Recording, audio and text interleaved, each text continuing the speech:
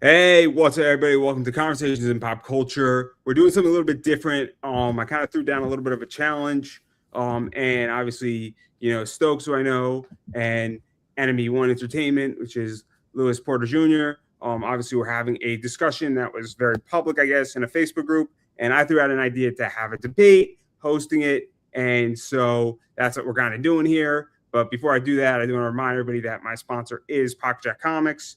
And if you like books like that are fantasy, beautiful art, all that fun stuff, go check out what they do. Link down below. And they are being distributed by Philbo Distributions. So that's another cool thing to look at and go at. And I'm just going to lay down the ground rules. Obviously, I am not here to get in this debate between the two of you. I have no dog in the fight. I'm here to moderate it. My objective is not to get involved unless I have to.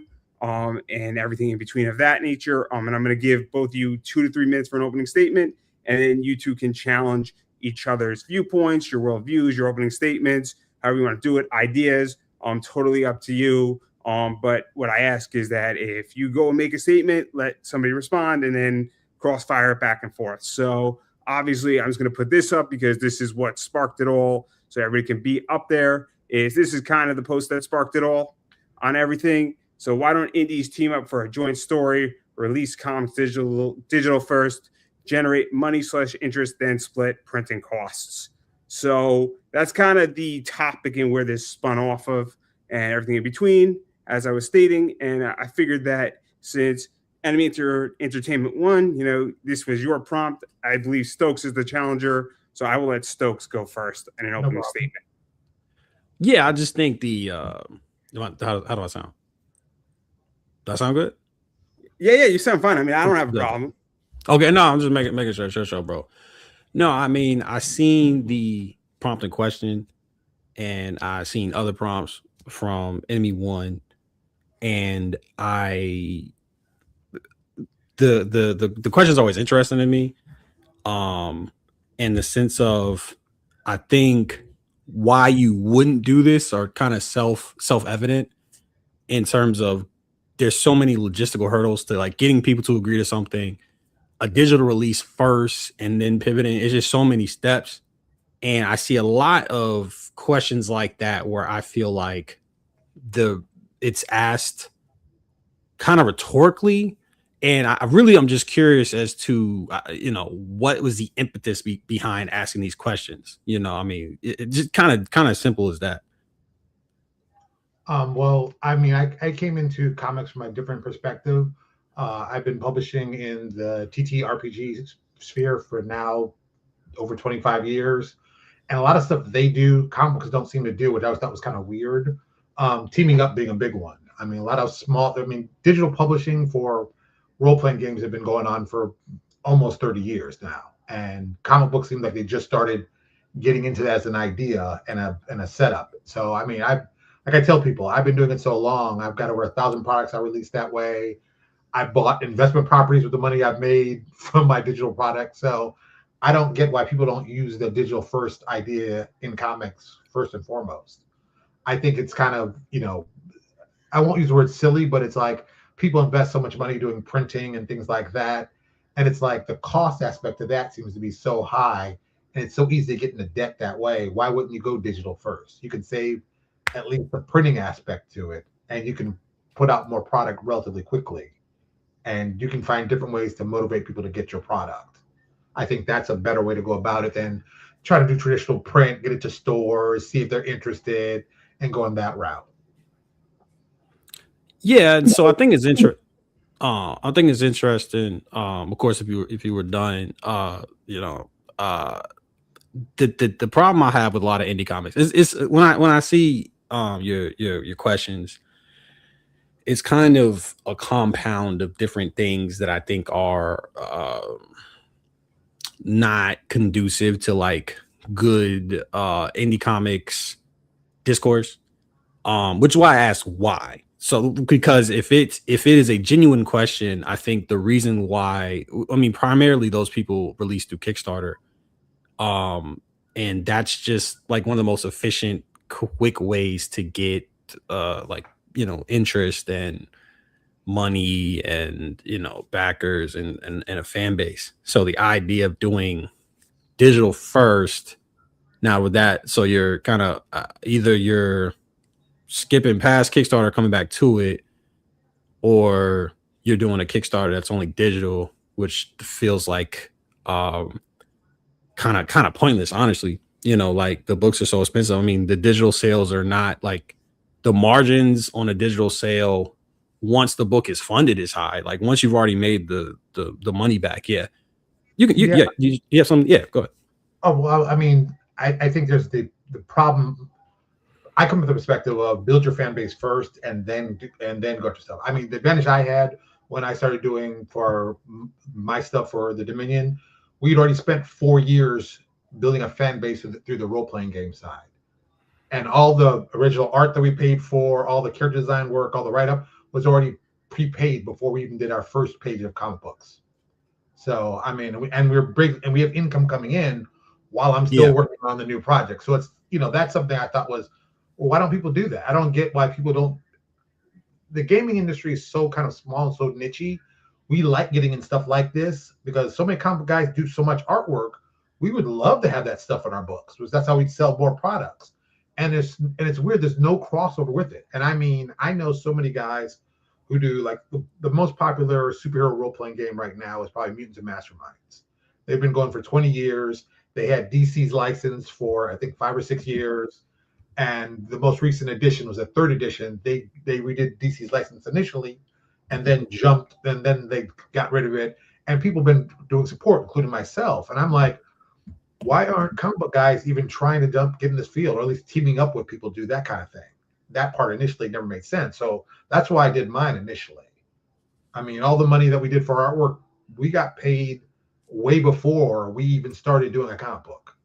Can I ask a question? Because I'm, and it might be a little bit rhetorical, but I think it's actually important. So I don't know what is a team up exactly look like, right? Because, and this might actually be a complicated question to a degree, but is a team up that our heroes are crossing over with each other? Is a team up that we're in an anthology? Is it because I think this is also complicated too, because I have joint collaborations with people, right?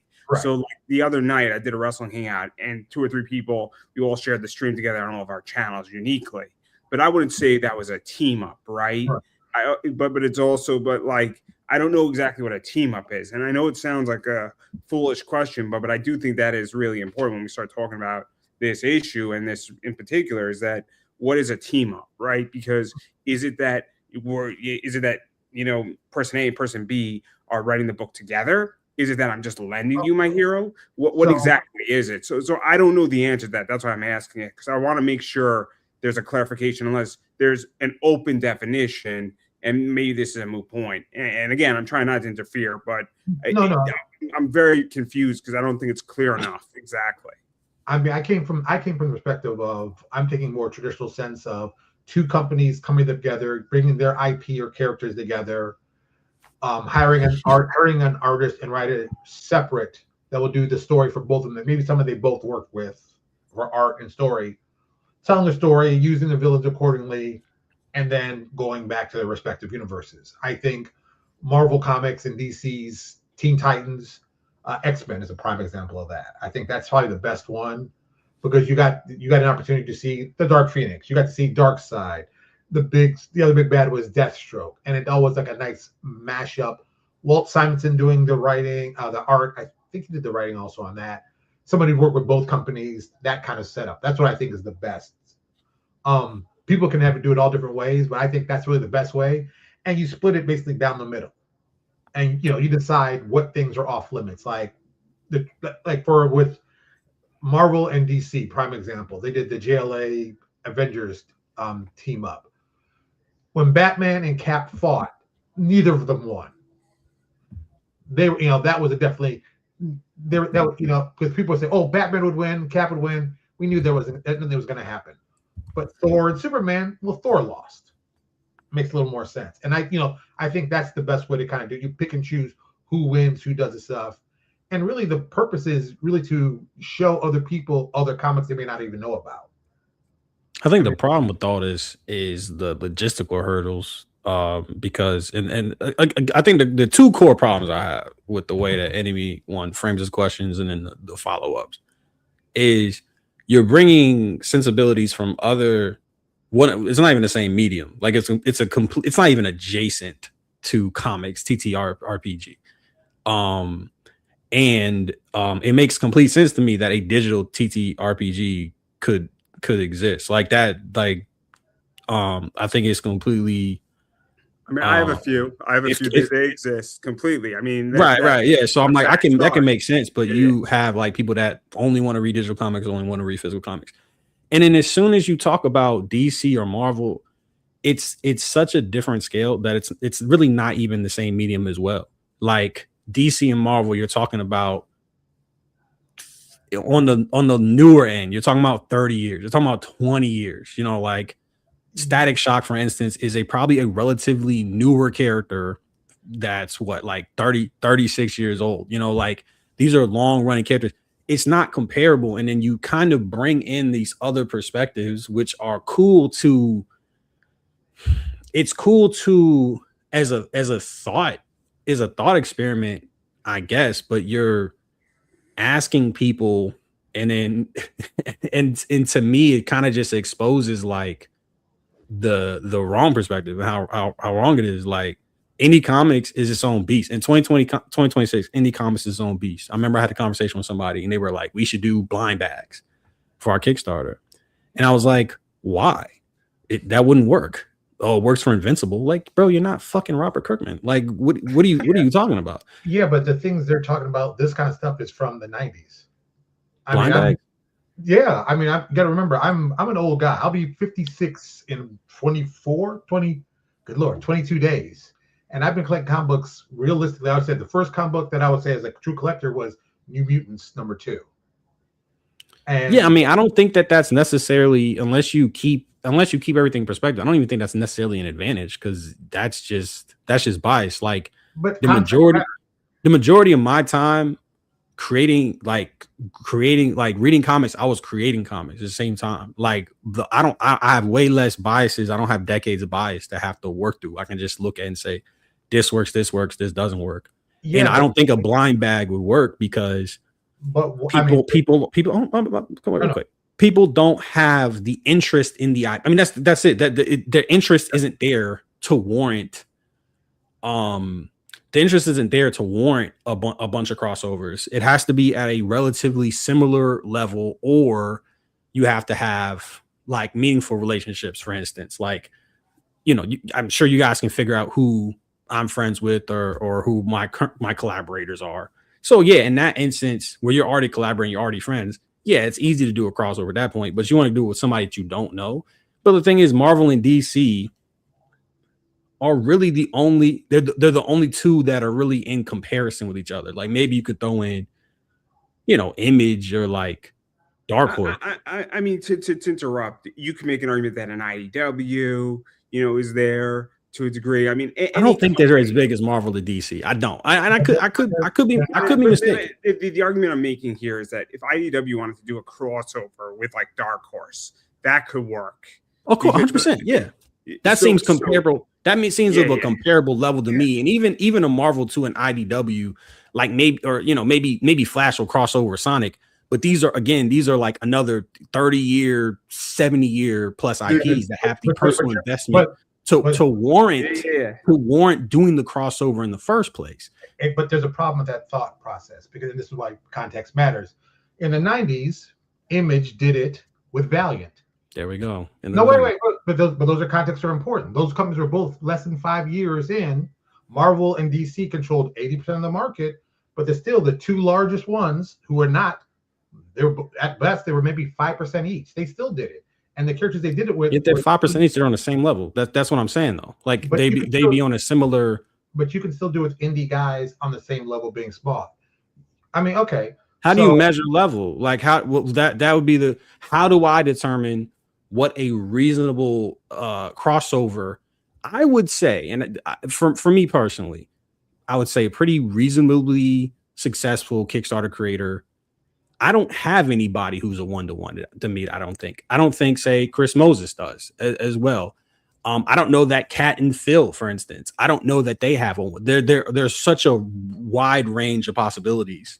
So for the TTRPG, you know, you see guys at all different levels and all kinds of money to raise. That's a different medium, but it's not really. I mean, it is a TTRPG is a different medium, brother. Well, I would say that, but since I've done it and I do comics, I can at least give you. So if you did TV and came to comics, TV and comics are the same medium. I can say that they both tell stories. A lot of them tell stories based on content like that. You don't have to believe it. I mean, you don't have to, but you're factually incorrect, bro. They're different mediums. Except that Dungeons & Dragons makes comic books. So does Paizo, the two largest ones out there. That's called an adaptation, brother. So when they take a comic book and make a movie, it's a comic book movie that is an adaptation. I know. Here's the thing. They're telling different stories. They're not adapting specific stories on their stuff. And they're hiring comic book guys to do it. Jim Zub being a prime example. Jim Zub has worked for Marvel, has worked for everybody. Are TTRPGs the same medium as comics or not? I say that they have similar characteristics. They're telling stories. You shake your head. Okay. I'm shaking your head because you're kind of dancing. You're dancing around the point, but we can proceed. What you want me to say is, are they exactly the same thing? No. I said the same. Are they the same medium? Are they the same medium? So Flash and Sonic telling a story, yeah. No, they're not. They're different. They're different mediums, and even like if I were to agree with you that TTRPG and a comic are a different medium. How? What is the purpose of TTRPG? Okay. So I got a question. Is a novel and a comic the same? Let's talk about what I just asked. Hold on. What's the question? I mean, I'm going to ask Stokes this. Let me ask this, if I may. Sorry to interrupt, because I want to get to the point here. Are you asking a question to prove a point? You talking about me? Yeah. I mean, my point is that. Yeah. My point is that you cannot come from other places and come into indie comic. I mean, you can, this is all the caveat of you can do whatever you want. And there are so many hundreds of worse people making worse arguments in worse faith than Enemy One Entertainment, right? Like, so not even trying to paint them a certain way. But the problem is when people come into comics, indie comics, and then they bring stuff from it's just not effective. Like it's not, but it's, I mean, look, if you want to gatekeep, that's great. No, hold on. How is that gatekeeping? I don't think. Hold on, Andrew. No, hold on. How is that? Explain how that's gatekeeping. You're saying that you can't bring something over, something that's different, to come into comics, indie comics. It's some radically different thing. No, I didn't say you can't do it. Well, I'm just telling you how you're presenting yourself. To no. Well, I said you can do whatever you want. You are free to ask any question you want. So that's not gatekeeping. I'm telling you, feeling of it wasn't being equal. Let me. Hold on, Andrew. I got it. What'd you say, Lou? What'd you say? I think he does want us to talk over ourselves. I think that's the most. No, but I can hear you said something about it's not being equal. Like, what were you saying? I think that once you understand that, we'll use TTRPGs since we're talking about that. They're about telling stories. They've always been about telling stories. That's why they have things called adventures. People play adventures, they tell the story, and they continue on doing that kind of stuff, and they move their characters up. You don't believe that? Oregon Trail is a comic book. Like, yeah, of course. No, like they're all it's all storytelling. Oregon Trail isn't a role-playing game. It isn't a role-playing game.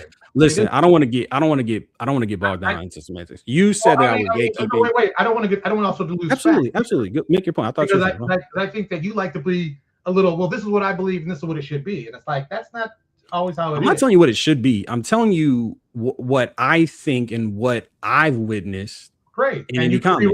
And if I were to take what happens in indie comics and try to apply that to indie movies, I don't necessarily think it would work either. Now, you can absolutely cherry pick and take the best from one medium to another 100%. But to copy and paste and say, hey, this worked over here, it should work over there. Well, I just think without accounting. Let me to retort. I don't think being afraid to see if it does is also a thing too. Because I'm sorry. I didn't hear you. I'm sorry. I said you said you shouldn't be able to cherry pick things and move them over. No, you should. I believe that you could try anything. Anything goes. There aren't any rules to this. And the gatekeeping, which it really feels like gatekeeping, indie comics must be this. I never said it must be anything. But no, but that's the feeling I get from you. Lewis, I get that it feels that times. way. I get that it feels that way. I get that it feels that way. I'm not trying to get. I mean, I'm just telling you how you sound. I'm gonna let you go, and then I'm gonna go. I think that anything goes on, and trying anything is always a good thing. I think it's always good to try things that haven't been done, because most importantly, if you do the same thing over and over, and everybody's doing the same thing, then nothing gets improved, nothing gets changed. Great example: doing black and white. Black and white's comic books started in the early '80s, and people said, "Oh, you can't do those; those will never be successful." Except that they are. People are like, "Oh no, you couldn't do a good horror-based comic book; those will never sell." Until they did. Everybody's got to put rules up where they think that things can't be done. I get it. I understand. People naturally, it's always that's what that can't work. That won't work. And then when it does, everyone does the same thing. Oh, I always knew it was going to work. It was always going to be a success.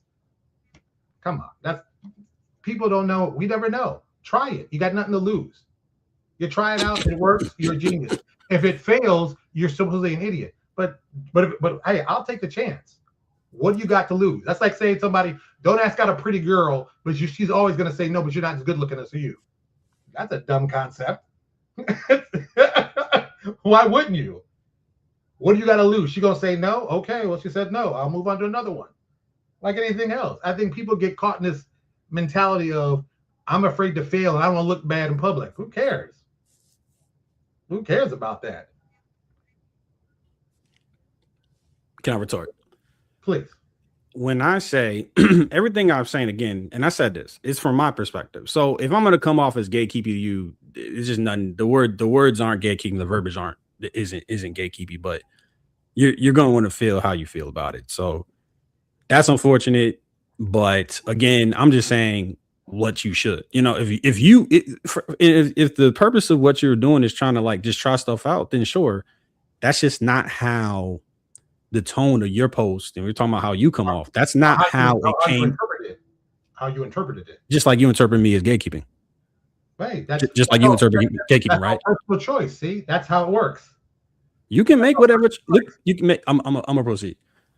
Yes. So everybody should be allowed to do whatever it is they want to do, and if they fail, they gotta live with that.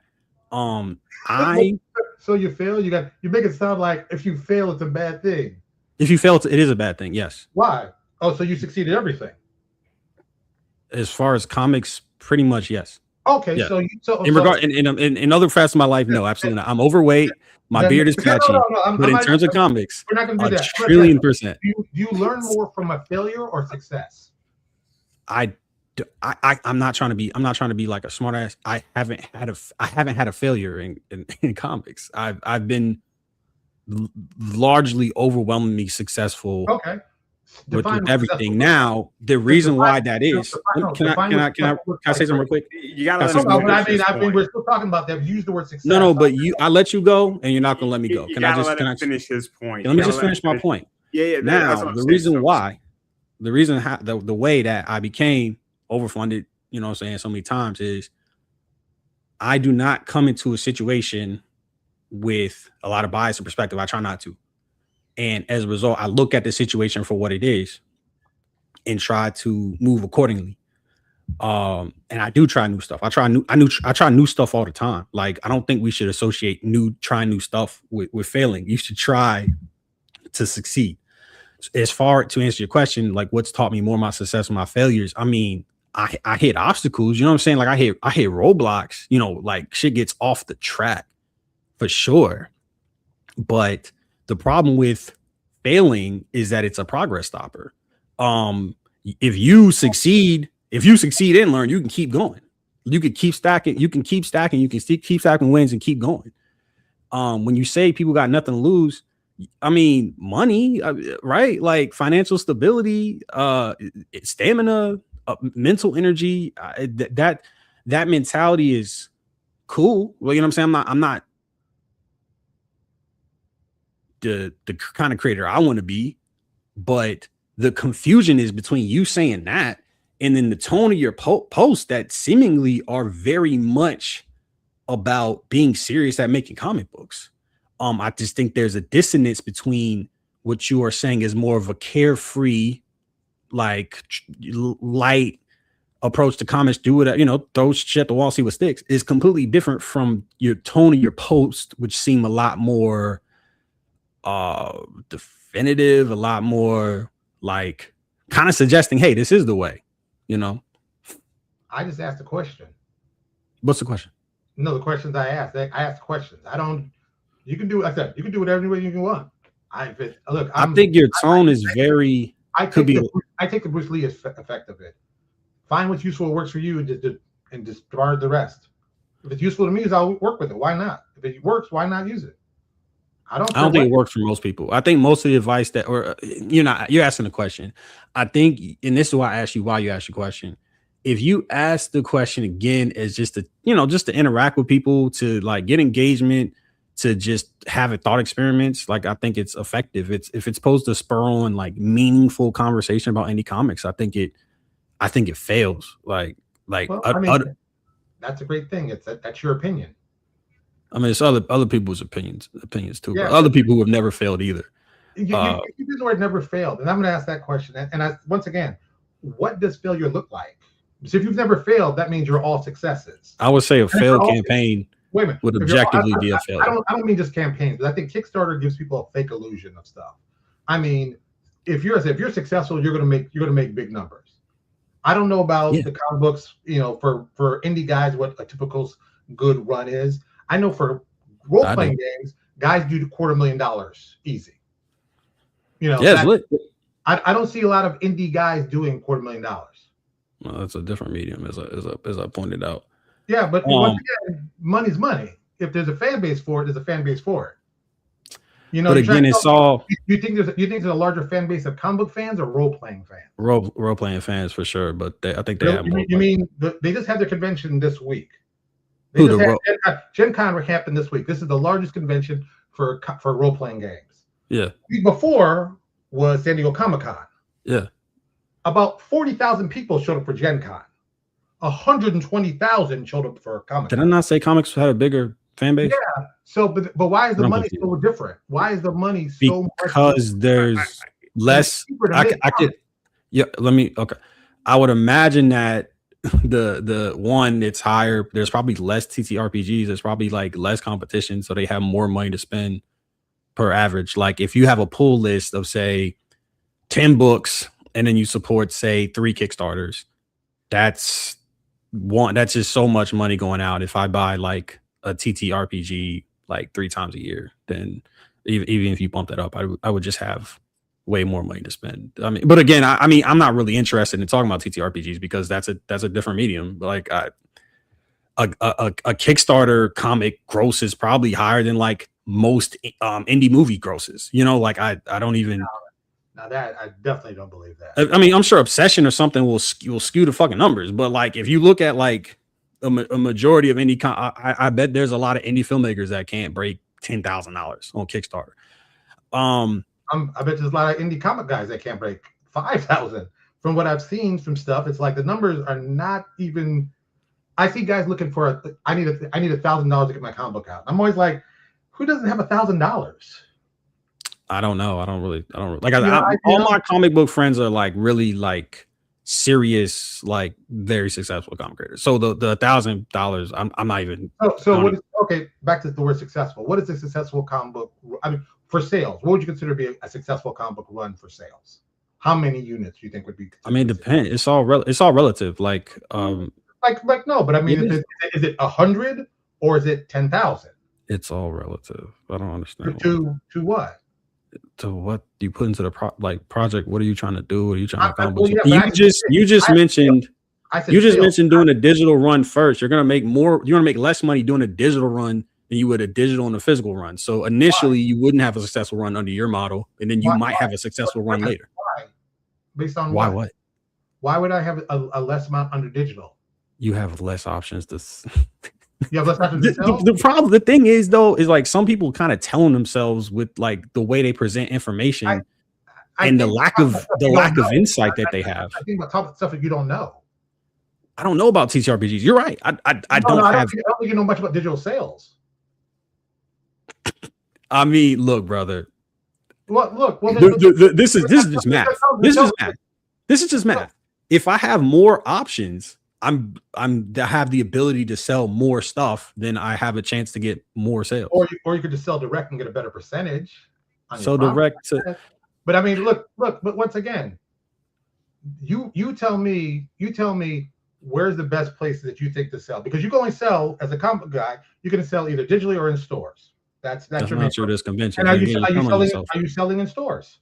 Are you selling to major distributors? You're telling on yourself because conventions. No, I'm asking you a question you still don't answer. No. But the question. I have an answer. The question was, hold on, Andrew, I got it. The question was faulty because you said the only place to sell comics is online or in online.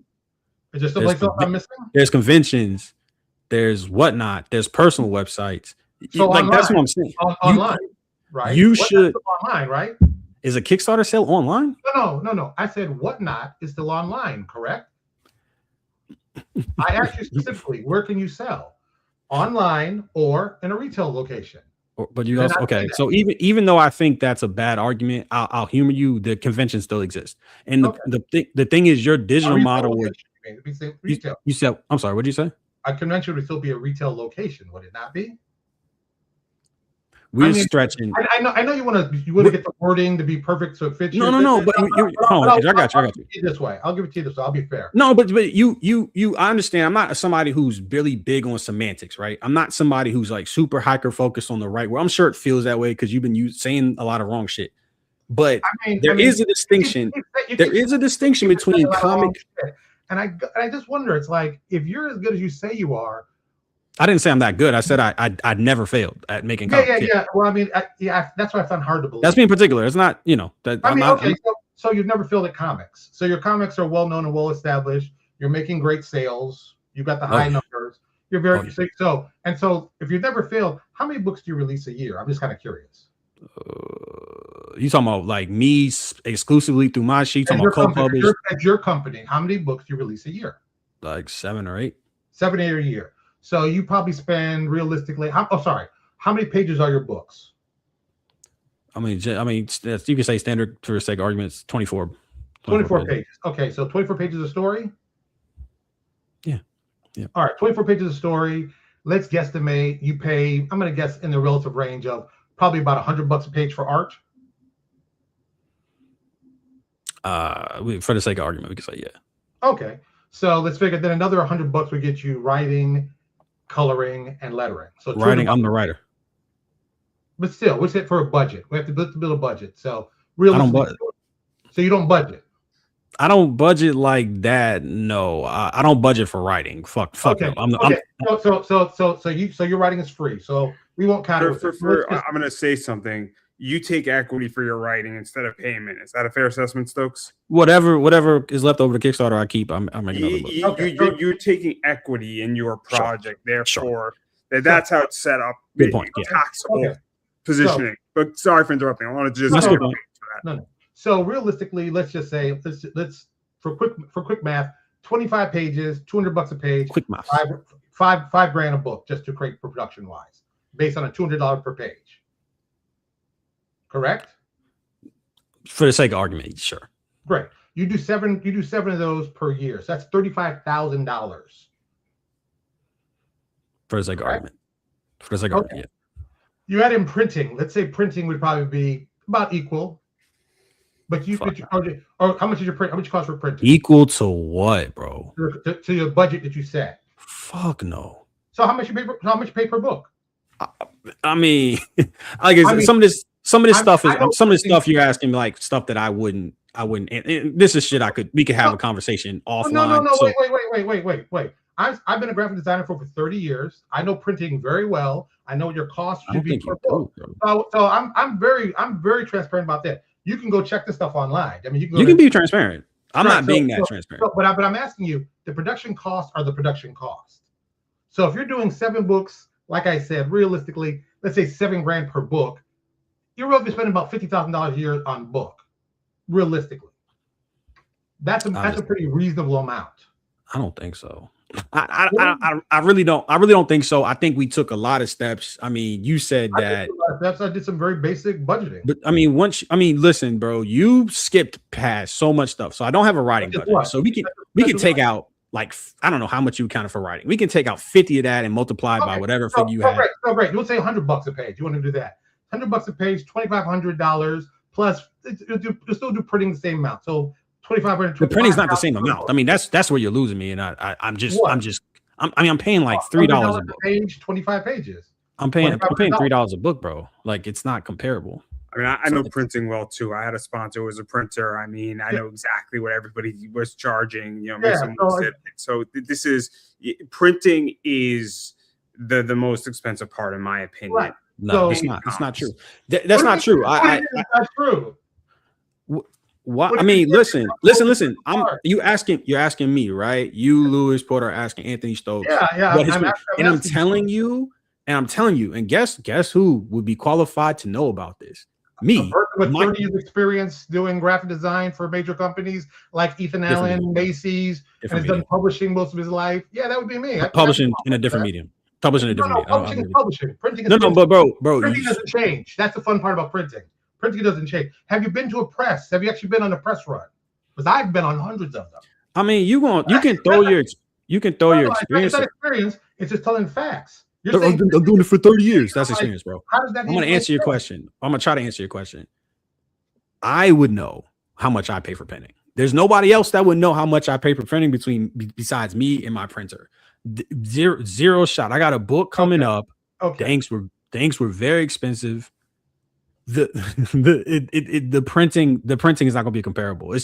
I'm just shocked that now if you're printing that much, then the digital model does make a lot more sense. If you are spending the same amount on printing as you are on the book, maybe you're doing big ass print runs. I mean, maybe that's it. I'm really trying to get to the bottom of this.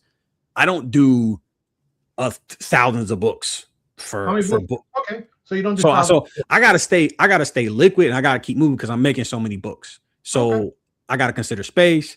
I gotta consider how am I making the next book, all that stuff. So is that the missing piece? Are you printing? Are you overprinting to like get the unit price down?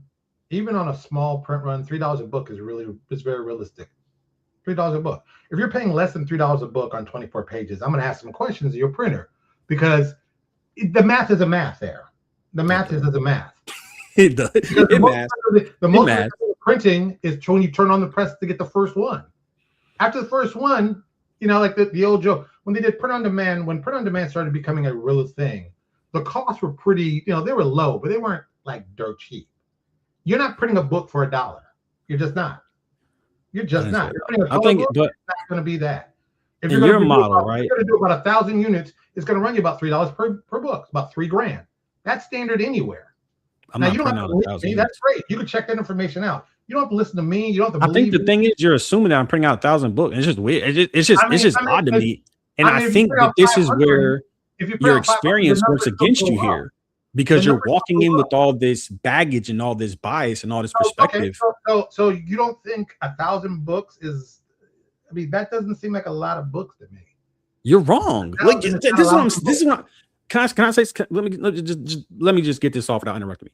You're wrong. Like this is what tells me that you're like not that experienced as an indie comic creator, or you don't talk to a lot of indie comic creators, because $1,000 for a print run. I say $1,000. That's 1,000 units. Thanks, buddy. You just made my argument for me. 1,000 units is a lot to print, and if you're doing 1,000 units, sure, the print run would be like higher for sure, 100%. So if you're going to do smaller runs, the print run's still going to go up as the cost. It's just basic cost. If you did, you keep telling me how things work, and I'm just like, 500 is not a lot of units. You kind of telling me. You kind of telling on yourself. Like I'm telling that you don't sell a lot. 500 I do sell a lot. I don't sell a lot. I don't think you do. Have you done your research, buddy? I don't think you do. I don't think. Have you done your research, buddy?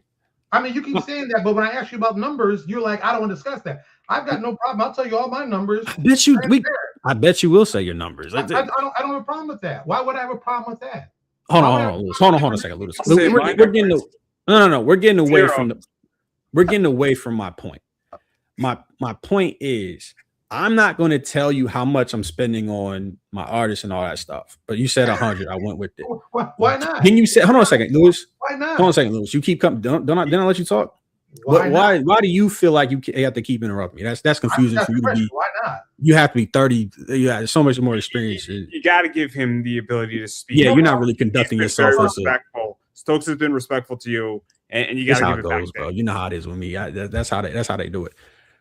You are saying the math is mathing, and then you every time you ask me, and I will give you a figure. I said this. I said for the sake of argument, boom, boom, and then you just assume I was doing $1,000 unit run. I can't do an 1,000 unit run all the time because I gotta make the next book. I gotta keep things pushing. Now, again, it's all relative. Who's selling a lot? What's a lot of sales? It's relative. I will say this. I am a top performer in terms of Kickstarter and conventions.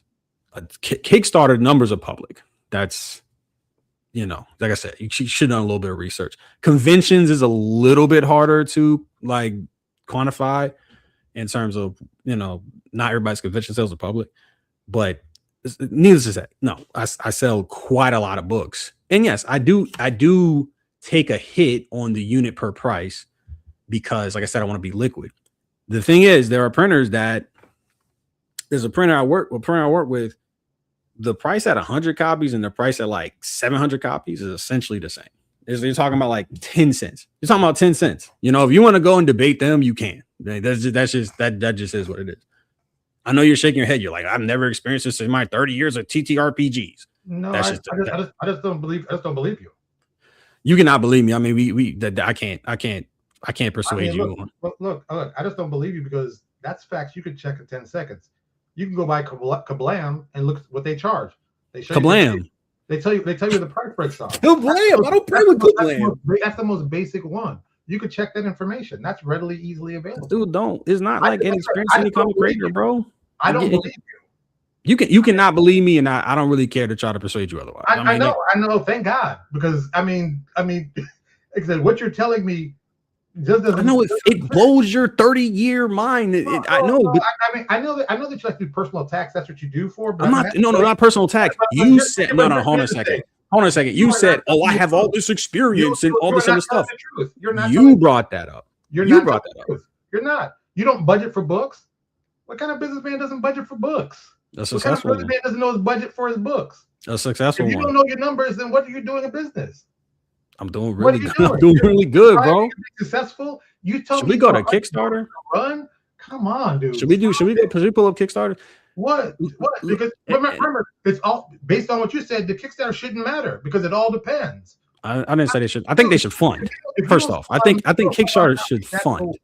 I think the Kickstarter funding. That's cool, but don't act like that's cool. You're throwing money out like I got tons of it. I'm making tons. You asked me if I was good at sales. You said I'm not good at sales. I told you that I'm one of the top performing Kickstarter creators. I know you're not good at budgets. I know that.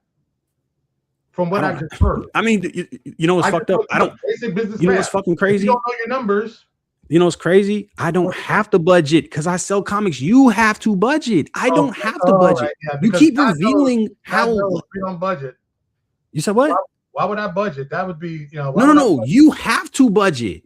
Yeah. Okay. I just make books. I make books and then they sell and then I make another book. Excuse me. Let me be more specific. We're talking about numbers. I make the book. I launch a Kickstarter. The Kickstarter funds. I do a print run and then I make another again. Rinse and repeat. So I'm only bringing. I mean, you could. Some people can't fund. Great work. Some people can't fund. I mean, I will sincerely take the clapping because it is a lot of people fail. Hey, you are winning it out here. I know. I mean, that's what really what I'm here for. Is it like, you're not a successful indie comic creator. Like, and I'm sure you were hyper successful in. I'm not. I'm sure you were hyper successful in those other areas. I'm only 7 months in, so I guess I can't be as good as you. But that's right. We can tell. No, I can tell. But the problem is you're not talking like somebody who's 7 months in. You're talking like somebody who has all this experience. Okay. I mean, you put out 7 this year. I put out 7 my first year. I guess we're equal that way. How many of those funded?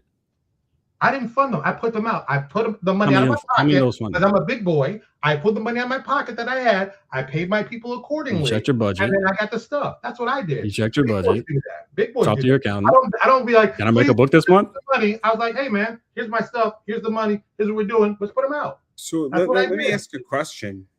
Sorry to interrupt. I mean, you could have a successful comic and make money in comics and not be on Kickstarter.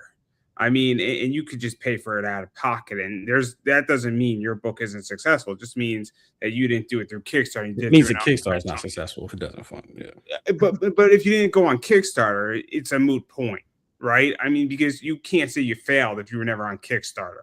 Is he on Kickstarter? I don't think you on Kickstarter? I've had one book on Kickstarter. My most recent one I did on Kickstarter. My first 6, I did them out of my own pocket. No. That's not what. Did you launch? How many books did you launch on Kickstarter? One book. How'd they do? We didn't make it. We asked for 10,000. We didn't make it. There are a lot of people that would say, you know, I'm not going to write somebody off because they have a failed campaign, but like, I think. Oh yes, because I mean, that's what I must be a failure because I didn't do the Kickstarter. I don't think you're a failure, but I think that's your business model. So I don't think you're a failure, but I do think that you are not really talking at your level. Like you're kind of like bringing all the, like I said, you're kind of talking as if you are like a hyper-successful indie comic creator. And I'm sure you all that stuff you named off. And I'm being sincere here. I'm sure you were fantastic at it. And I'm sure that you will one day become fantastic indie comics. Like I truly believe that. But right now, you're not good at indie comics. And you're not good at indie comics and you're asking people questions. And you should, instead of asking, why don't y'all do this? You should say, why do I feel like I should do this? And you should like retune your instincts. That's what I think. Okay. Well, thank you. I appreciate your opinion. Based on what I've heard from you, I'm going to judge them with a little bit of skepticism. Great. It's great. It's, you know, but like, once again, your business model is based on a different than my business model. 100%. You know, 100%. I mean, you know, you did say I was lying about my printing numbers or look, I'm just saying, I know printing. I don't think you do. I don't think you do. I think, well, you know, hey, you don't have to believe I do or not. That's the best part. Like you told me. Too skeptical about it. I mean, look, I just know how printing works. I've been involved with it. If I don't know, I don't know. Hey, maybe you're doing something different I haven't heard about.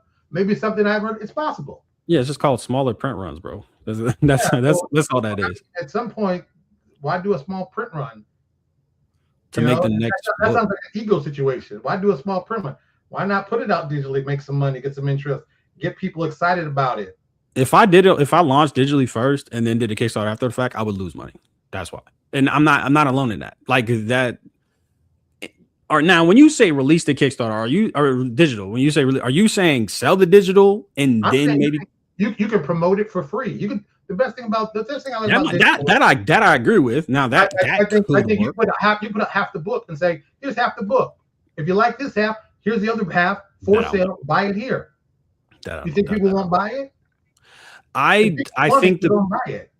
I don't think people would. I don't think anybody wants half a book. Now, the model where you say, hey, here's the book, like here's the digital copy of the book. You can buy it and you can do that. That stuff works. Like that's a tried and true method in indie comics, right?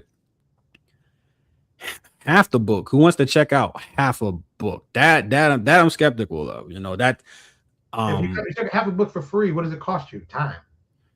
But I could read something else. Like I could read Invincible. I could read half a book. Well, right. But you already know it's Invincible successful. If it's a new book, how do you know? I want to read Invincible though. Like so, what? Yeah, but because you saw a TV show about Invincible. No, because you weren't reading Invincible before. People were not reading Invincible before. Invincible is just an example, but sure. Like, but I mean, and you said I want to catch them on Absolute Batman. Static earlier. I think a lot of people learned about Static because of the cartoon. 100%. Right. I learned about Static because I read comic books. Right. Yeah. You know, so it's like, you know, and it's like, hey, Static was the only book that Milestone made. I mean, you know, like I said, Invincible was just an example to show that like a high quality book that people are generally into. And what I was really saying is like, why would I might take a swing on a full digital book, but half a digital book doesn't really. I mean, so yeah, that just doesn't make sense to me. That doesn't compute with how I perceive consumer interest. I'll throw you something out there. So I had a friend, right? And I don't know if any of you know David Whalen. He introduced me to this guy. He did his first comic. He's an artist. This is not his day job, and he just released a book digitally, just for $1. There was no print run. He just released a digital copy for $1, right? But he wasn't looking as his first comic to like go and do a print run of this. It was just not. It was like a wrestling thing. It was just a one shot, right? To me, if you're releasing it that way and you're just dipping in and you're just doing a book for fun, and he's the artist, so we're talking about the writer, the artist, low stakes, right? That to me makes complete sense if you're going to do it that way. When you have that context, that makes 100%. If it's minimal cost to you to make the book, doing a digital model, then going to print, that does make sense. But when he doesn't even want to go to print, he doesn't even want to print the book. No, I'm talking about the original. I'm talking about the original prompt. The thing is, you're in a book. You're in a group called like Indie Comic Business or some shit like that. I forgot what the name of the book is. So you're talking about people that are trying to like make money, like because they have to invest in the book and or like to make a return on that to get more books. So yeah, if you want to add that context, it does that does make sense to me. If you want to say release it free, I think that makes sense. That wasn't clear to me in the prompt, but again, that's something that's tried and true in indie comics, like 100%. I mean, giving away things for free are tried and true in mostly every business. But we're having a conversation about indie comics, so that's why I said that. I'm talking about selling in business. They're not separate. But we're talking specifically about indie and selling work in other places to sell it. Not all the time. The techniques that sell a card is the same technique that sell a book. Nothing works all the time anywhere. I didn't say that. No, but the point I'm trying to make, and I already made this point, is that you should focus on, or at least filter these thoughts through the lens of indie comics. And you're telling me you've only made indie comics for 7 months. There was all kinds of thoughts that I had at 7 months of making indie comics that I don't have now. It's incredible to me that you would be 7 months into indie comics and asking people who probably universally have more experience than you, and then kind of condescend to them when they like. Then they say, "Hey, what's even the purpose of this question? What's even I think it's the impetus behind this question?" Yeah, I think it's funny to somebody. What's the interest? It's a question. The interest of the question might just be a question, or I might be looking for information, or maybe I've missed something. I'm trying to find something new. Yeah, I think your tone doesn't. I think your tone like would betray. That's why I'm like it comes off as if like you essentially should be doing that. Yeah, if we're talking about how people come off. First of all, I've had people come off on me like this. I've told people from day one, I'm going to say what I'm going to say. I'm a grown man, for sure. And how people take it, that's not how you take it. 100%. I can't deal with your emotions. That's not something you got to deal with. But like I said, what I've seen in the indie space, I've seen a lot of definite gatekeeping. Definite, you must be specifically this thing. I mean, one of the things I thought was really surprising to me that I don't get this at all. Ripperverse. Uh-oh. Yeah. Like I said, not a fan of him personally, not my politics, not like that. But guys putting out his independent books, he's got his fan base. I've never seen so many people go after a guy for putting out books. And it's like you don't have to like what he talks about. You don't like about his politics. He's still putting out books and he's giving his customers what they want. And then people are like, well, you're not making that much kind of money. And then it's like, dude, it's like I don't get this. I don't get all the negativity. And then when God, I forgot the name of the book now. The comic book with the evil family. I can't think of his name now. I ain't helping you out, brother. What is it name? You know, yeah. I see the comic. I can't even think of the name right now. User experience, bro. You know what it is. I forgot it. I'm sorry. I'm not perfect. I actually don't know what we're talking about. So I know exactly what we're talking about. Yeah, it's like I'm sorry. When he came out with stuff, people went, "Oh, you have to fit a very specific agenda." I think like I said, the gatekeeping is definitely real in indie comics.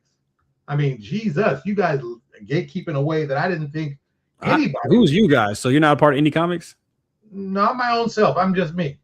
So you're not a part of indie comics. I mean, that shit. That's my point too. Look. That's my point. I won winning. I'm a publisher. I don't need a title to say I'm an indie comic like that. I'm a grown man. I said, are you a part of indie comic book? Well, yeah, you can call me that if you want to. Great. I make comic. You said y'all engage. You all, because once again, who's you all though? Is that indie comics? I can't be with you because I don't have the experience based on what you told me. I can't be with you because I lack the experience. So it has to be you all. Let me again. I'll address that again, and it's funny because it's not a matter of can't. Again, I never said can't. I never said you can't do this or you can't do that. I said you shouldn't. So it's not that a person who's been in the comics for 7 months can't ask a question. And even you said no, right. That's the point, is that you're asking these questions because you're 7 months in. If you were to ask these same questions in 3 years, I'd be like, what the hell is wrong? You being 7 months in the comics makes total sense. Like if I were to go to the gym tomorrow and I was like, yo, why don't y'all do every single body part every day? They'd fucking laugh at me. It'd be like, that's not gatekeeping to say, hey, you shouldn't do that. You're gatekeeping me. Once again, I've called you gatekeeping for what you said, not about the question I asked, about how your attitude has been towards me. That's all I'm talking about. I'm not gatekeeping you, bro. I think you should ask questions. I think you should think about why you're asking the questions and what you would. Once again, I think we're two different people who have different motives in what we're doing. That's what I'm trying to say. The way you do indie comics is the way you do indie comics, and that works for you. Works very well for me. Yeah, well, you keep saying that, and I keep going. But what is I go back to, you said successful. You keep saying successful. They got funded. But I'm like, I asked you how many you sold, and you never really said it. And it's public information, brother. 1,000 was a lot, and I'm just like, wait a minute, maybe I'm missing something. 1,000 is a lot of indie of books to sell. For 1,000 of indie comics is a lot. That's a lot of indie books to sell. All right, well, I guess I'm from a different environment. Brother, you have 83 backers on your Kickstarter. Like 1,000 would be tremendous for you. That would be astonishing for you to get to 1,000. Yeah, this is what I'm saying, and I'm sure the sales are better in TTRPG. I'm sure that's typical for a TTRPG, but we're just in a different medium. It's not gatekeeping to tell you that. And I just think it's a very funny medium. It's just to see what people think is successful compared to something else. When you look at it's relative. Like, you guys are really in a very different thing. And once again, it is a different. Once again, you're kind of. Why you guys are not teaming up and doing more stuff together? I don't get that part. Why you guys are not teaming up and doing more stuff together? Everybody's trying to be their own little individual castle out here. You just said you're individual. When I asked if you were indie comics, yeah, but I'll be more than happy to team up with somebody. I've said that. Hey, why don't you? Because I've done it before. I've done it in the TTRPG. You haven't done the comics though. Do very well there, but you guys don't seem to do that. I've been asked about that. So I was like, why don't you guys do it more often? That seems kind of odd to me. And everybody says the same thing. Oh, I can't trust anybody. They won't do it the way I want. And it's like a 50-50 split. That's crazy. That's absolutely. Like, you guys seem very, very like, I don't want anyone to see what I'm doing. It's like, what is going on out here? You guys are you're different. You're different. You guys. Did you listen to people's answers when you asked that? I saw the answers. Did you internalize it? Did you like? But I said we work differently in the field I'm from. We work differently. People will team up and do stuff. You guys don't. You guys don't do that. That's not what you guys do. There's a lot. Like I said, I feel like what is going on is I had some suspicions that were more or less confirmed by what you're saying. You're like, hey, all the basis of my perspective is rooted in something entirely different that, frankly, this isn't like a manga to comics or like movie to TV comparison. They're really two vastly different things. In terms of sales, is relative. Like what a mainstream movie makes versus what a mainstream TTRPG makes is peanuts. If fucking Chris Nolan went to the TTRPGs and like, yeah, y'all do shit, y'all numbers are different. It's like, yes, it's a different thing. If you pick the 1% of 1%, yeah. 1%. Yeah. If Corey Barker came over and said TTRPGs, he said like shit. Christopher Nolan is probably on the top list. You say Corey Barker. There are people who do stuff, independent stuff, and I've seen them go back and forth. And people that started in RPGs and have moved over to comics because they think there's more money. Like I said, I go with Jim Zub because I know Jim. I've had the pleasure of meeting him, interviewing with him. So it's like, yeah. But it's funny to see that the opportunities seem to be so much greater to do that kind of thing in this industry, but it doesn't happen. And we don't have it figured out, but you got to figure it out. Or when you asking people, because you told me when people told you didn't internalize it, so it's like you kind of are just asking the question like rhetorically, essentially. That's what you're telling me. So when I ask the question, hey, why are you asking this? I am sincerely looking for information and insight into your perspective so that I can like let it roll around in my head and maybe update or reaffirm my perspective. But if you're saying you asked the question and you got the answers, and then you essentially tell them you didn't even think about the answers. No, I said you just went one ear out the other. So no, see, once again, you do a lot of I said, that. did you internalize it? You said no. I think I realize it now. You do a lot of that. You try to interpret what people are doing under your lens if it fits for you. And it's like, I'm thankful enough, thank God, I married the right woman who, God rest her soul, that, she was a therapist. And so, we know that talking is important, saying things important, and how you perceive things is important. But, it's you have an interesting view on things that I would say. I think you saying that the conventions are retailers. Like you're selling things, right? It is retail sales, right? It's not retail brother. Sales? What is it? What is it then? What if it's not retail? What a retailer specifically is like? A retailer is a place where you sell things. Somebody who sells things. Retail. So if I went to my comments to the so you are so selling a convention is still a retail location. It's not said, online sales or something. You said whatnot was something different, brother. If you try to tell, here's what I'm saying: if you tell that to 99.9% of people make comics, they'll look at you like you're crazy. Like how many conventions have you done, bro?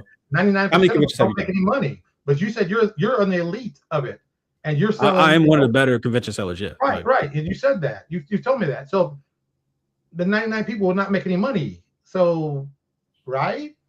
What does that? No. The majority of people wouldn't make money, but if you're the top seller and you're the top guy, that means the majority of people are not. Wait. You said you were the top seller. You said you were the. That means I'm the one of the highest performers in Kickstarter. One of the high 20%. I'll give it to you. The high 20%. I mean, probably that means the other 80% don't sell anywhere close to as well as you do. I mean, what? Yes or no? I'm for the sake of because I don't want to get bogged down in it. Sure, let's say that 85%. I just asked you a simple question. No, because it's funny because it's like you're like math specific and then I asked you a simple question based on the stuff that you said. I wouldn't say that 85. If I'm in the 15th percentile and the person's the 16th percentile, that doesn't mean we're far apart. That don't make any sense. Let me ask a question because I want to clarify something. So let's say Stokes, you're in the top 10%, right? And you're killing it, and you're doing 18,000 on average every campaign, right? And you're not saying that somebody who does 10,000 isn't successful, right? No, of course not. So that I want to make sure they got a fund. They got a fund. But that same thing, there are people making 2,000 and 3,000. If the book costs $500 and you make $2,000 on Kickstarter, that is a successful. That's a 4x ROI, and that's on the first market. And then you have, I'm gonna flatten it out because they're all the same retailers and online sales, right? So then they can proceed to make more money. If the book cost $4,000 and then it was a $2,000, $2,000 Kickstarter, I would deem that as less of a success. I mean, it's all relative. This is my question because I think when we talk about success in comics, and I'm not a comic creator, but this is just how I view it, is that if you go in with a business plan with this, where your first round is Kickstarter, and your goal is that you want to make money with your book, right? So I don't care if you make all your money on your Kickstarter, you make it at a convention, you make it online, as long as you made money and you 5x. No matter how you did it, to me, that's success, right? Now we could have a discussion, get into the weeds of this, but that's how I determine success. Much like I run my eBay business, where the goal is to make money. So it doesn't matter if I sell it on eBay or if I sell it at a card show. If I paid $80 for a card and I sold it for $300, does it really matter where I sold it? I made money on it because at the end of the day, the goal is to make more money than you put in your book. I do think. So that's the definition of success. Right. But I think the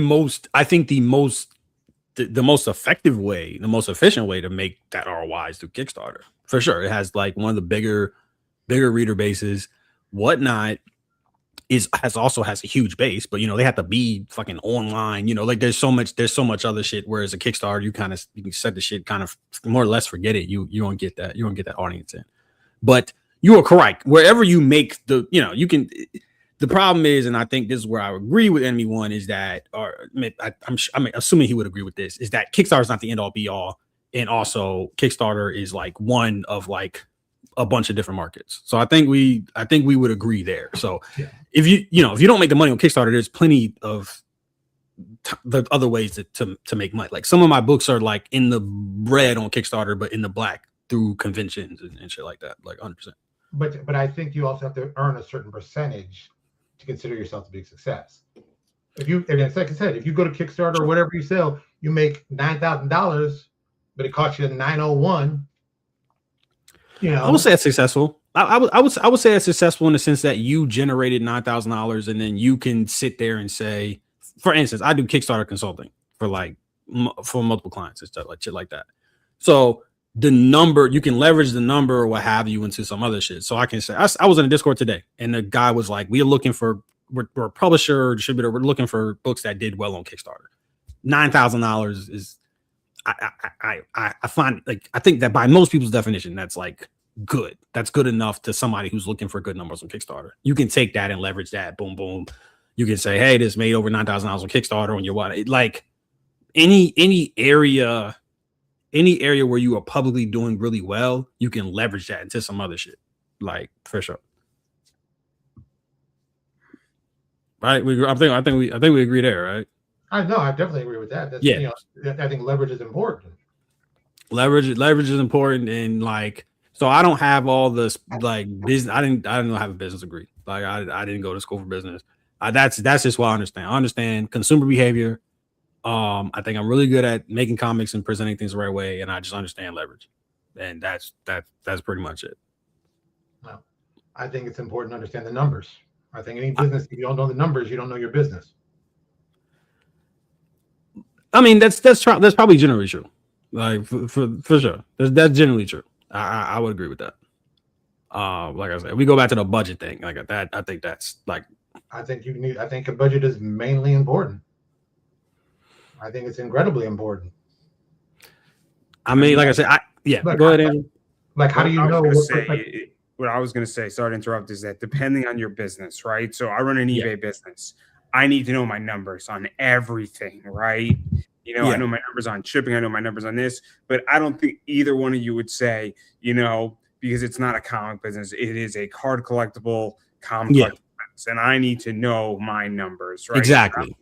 But I don't know comics, so I don't want to start making statements and speak out of turn. But I can definitely say that if you were running an eBay business the way I was, and you didn't know your numbers, I would be terrified for it.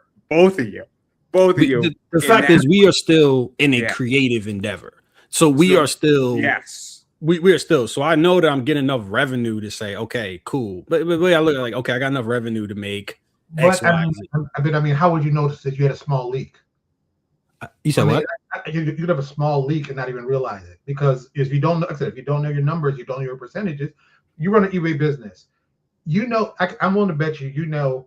When you make 15% on a sale, that's probably your base number of like, oh, that's a good. I made a good. My base number is 32%. But you knew it exactly. I said 15. I don't know, but you knew exactly what it was. Why? Because it's that important to you. That's your life's blood, right? I mean, it took a while to figure it out. I mean, I'm not gonna lie here. This but you figured it out because you knew how important that number was. I know my exact numbers per product SKU for more or less within about a percentage point. Right. But like I said, if you made 20, you know the difference, and you know the kind of effect that. Does that make his eBay business more successful than my comic business? I wouldn't say so necessarily. Not off that. I mean, it makes it successful. Right.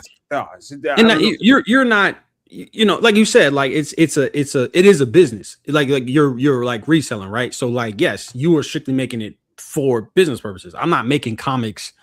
I really only care about money in comics as far as how much more can I invest back in comics? Like essentially, like that. Yeah, that's how. But it comes to a point of how do you know you're not just losing money based on your time you're putting in there and stuff like that? That's why I say you have a budget. I mean, look, I don't know your personal life. I'm a single parent now. I have a son who's blind. I know how much time I have to do for stuff, and I know stuff that I can do. I can either work on these comics or spend time with my son. Which one of these has the better value for me? Right. So that's why I got to know my numbers. I don't know about your situation like that. That's the way I work, because I think it's that kind of important. Yeah, you know? yeah. And, like I said, and God forbid I get sick or get hurt. Right. I have Stokes other businesses. Made a good point earlier on, and he said about financial stability and other things. Yeah, so 100%.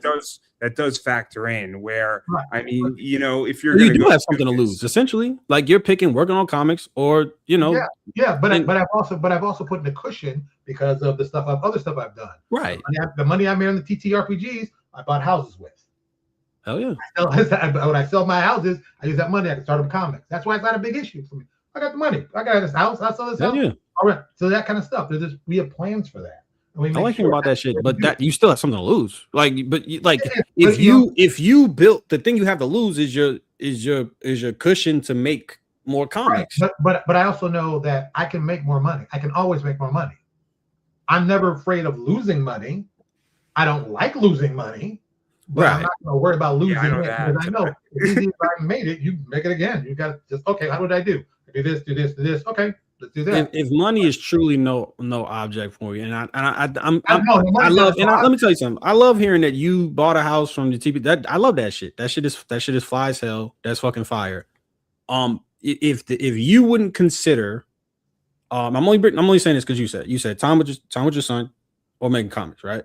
So if your comic book making is inefficient, right, that could be time spent with your son, right? I would say, and again, just my perspective, I'm not telling you should feel this way. I would say that's something to lose. I would say that spending time with your loved ones versus making comics, I would say that's right.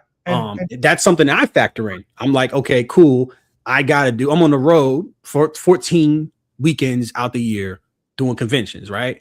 How many of those I'm gonna want to chill, I want to like chill and shit, but I gotta see my family. Like, okay, cool. That's why it's so important to me to be hyper efficient.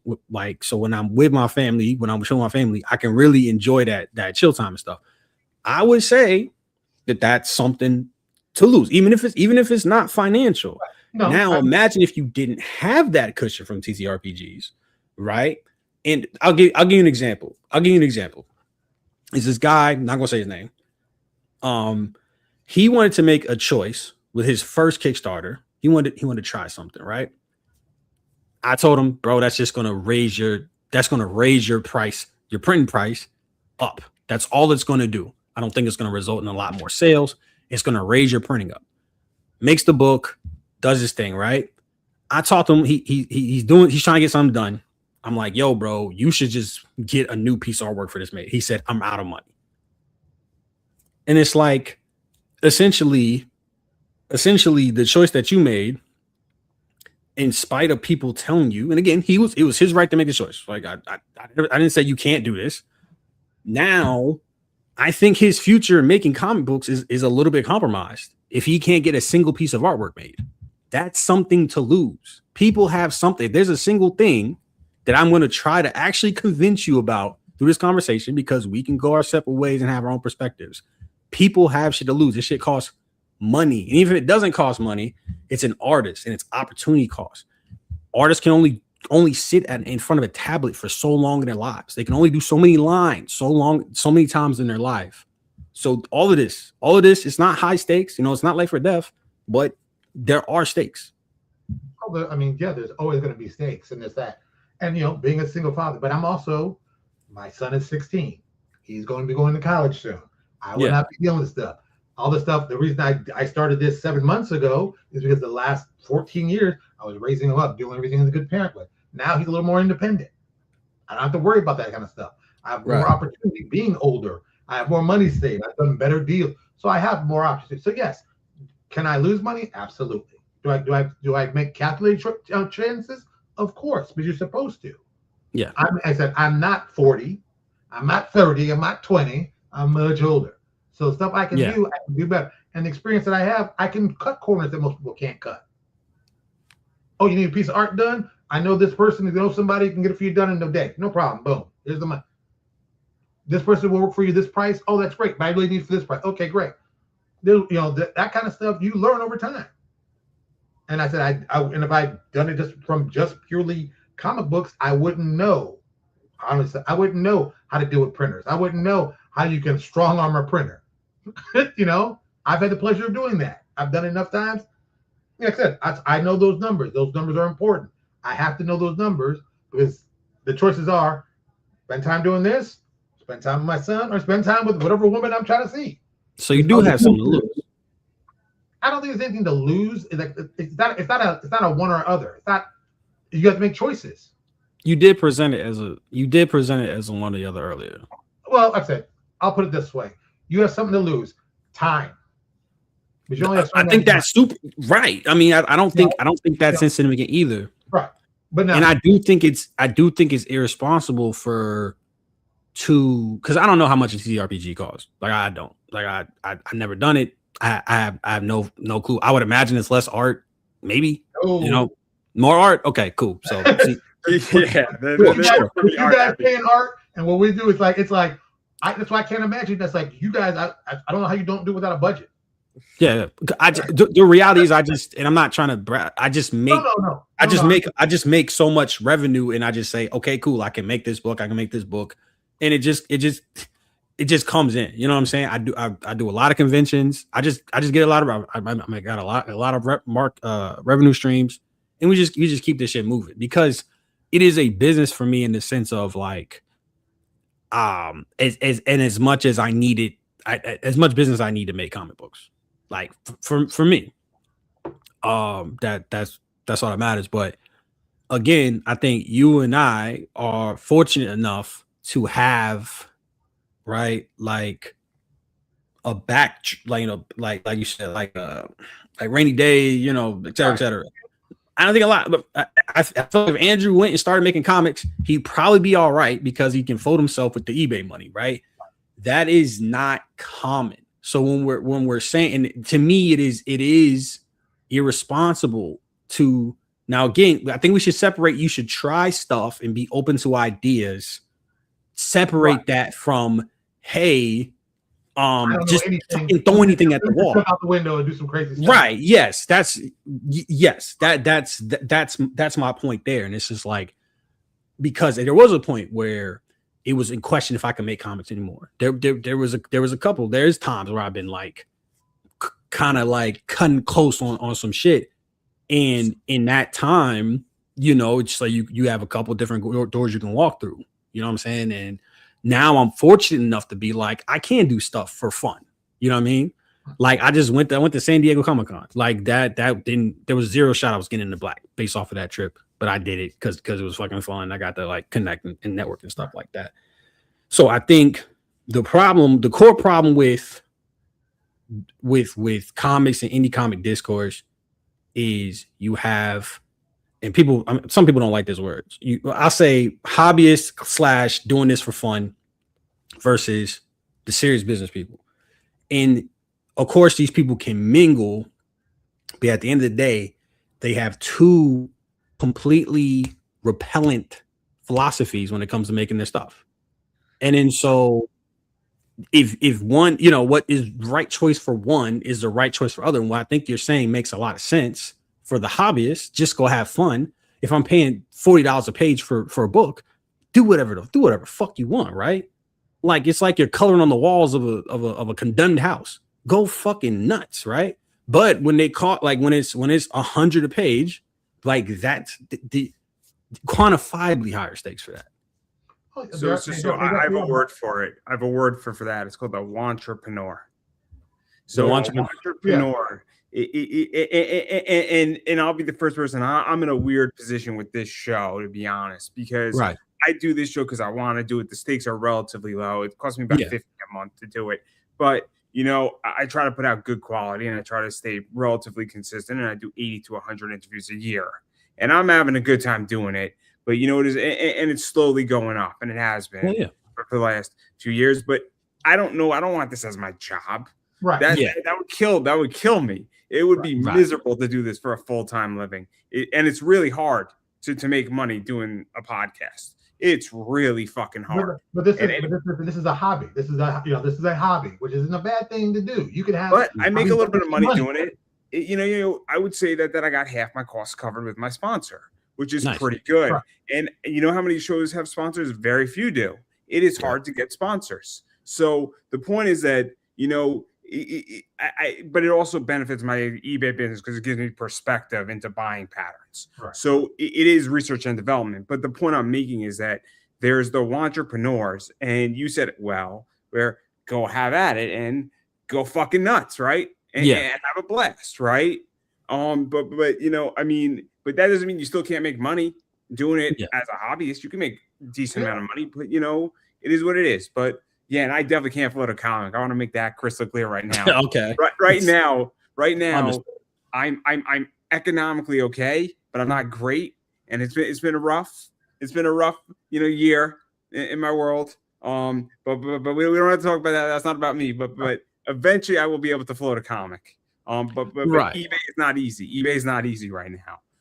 Nothing is easy, especially comics. Like if you look around, a bunch of the publishing houses are shrinking. They're not even accepting. The only places I know that accepting like submissions is Image, and who knows if Image is even monitoring the shit. People ask that all the time, and shit. I mean, that's pretty much it.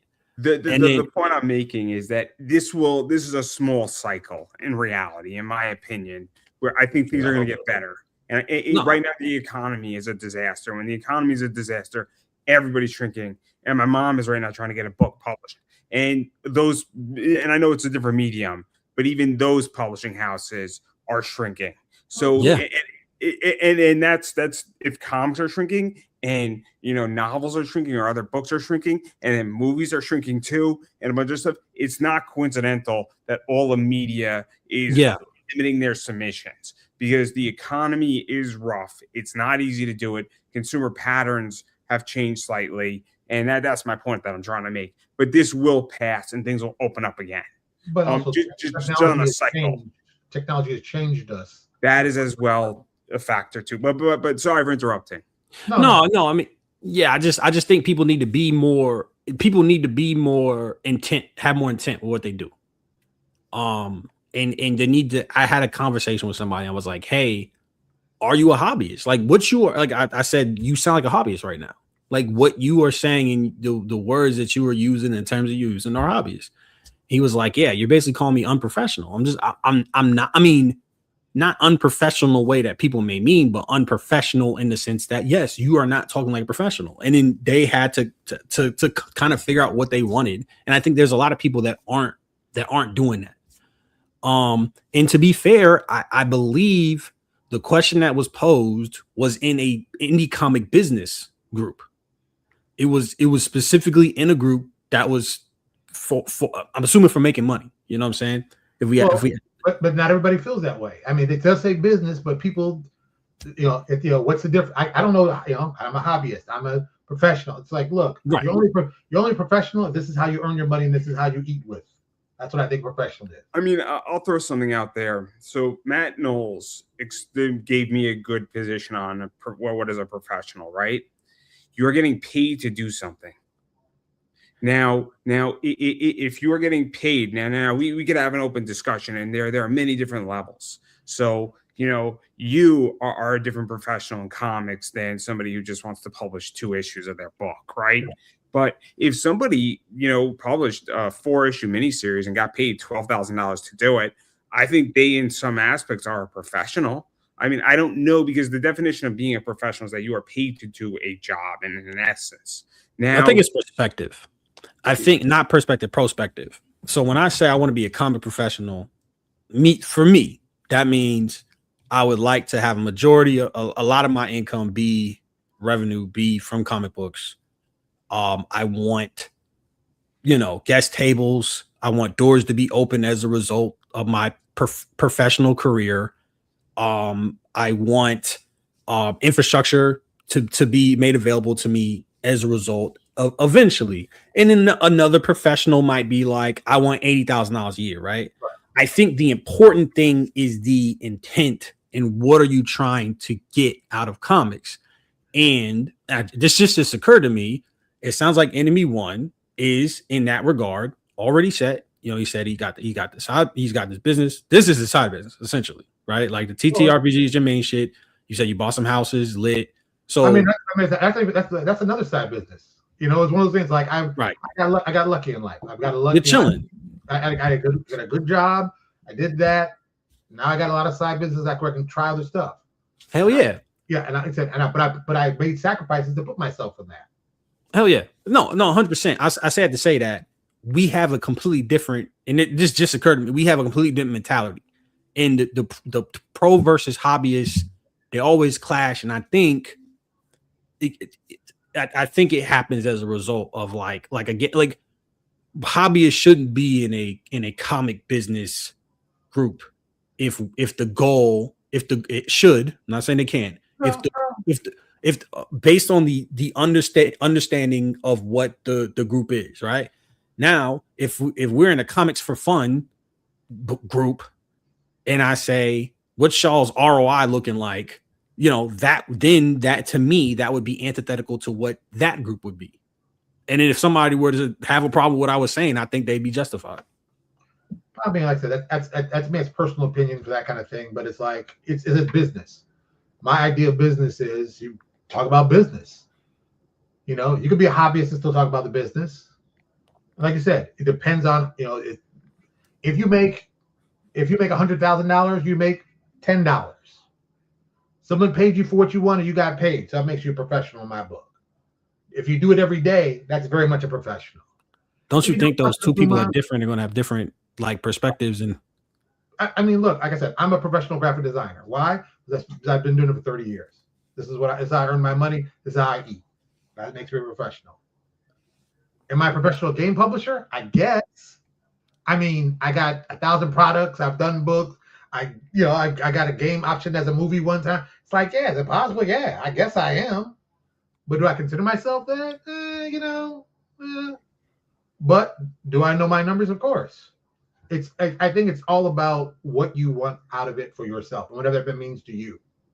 And that's what I said. You gotta be willing to try all kinds of things. I'm try it out. The worst thing that can happen is you go to zero. Right. Figure out you got to get some more money and get up and do something again. Oh, shit. Do I pay my bills or make a comic book? Yeah, but it's once again, if like I said, I go to my favorite inspiration, Prince. Prince wanted to happen. This is a real scenario. There's a real scenario. People get behind on their books because I got an X amount of money. My bills are due. The print run's going to cost $3,000. My mortgage is $2,000, and I have $4,000. I spent the money on my mortgage, and now I can't fulfill it, and I can't. So it's not even a hypothetical. To me, it's like then you should either find another job or you need to make some extra money, put some extra hustle in to get the stuff that you promised. That's one reason. That's another thing I don't like about Kickstarter. People, I've been involved with Kickstarter a long time at the beginning when people were just doing stuff and taking the money and running.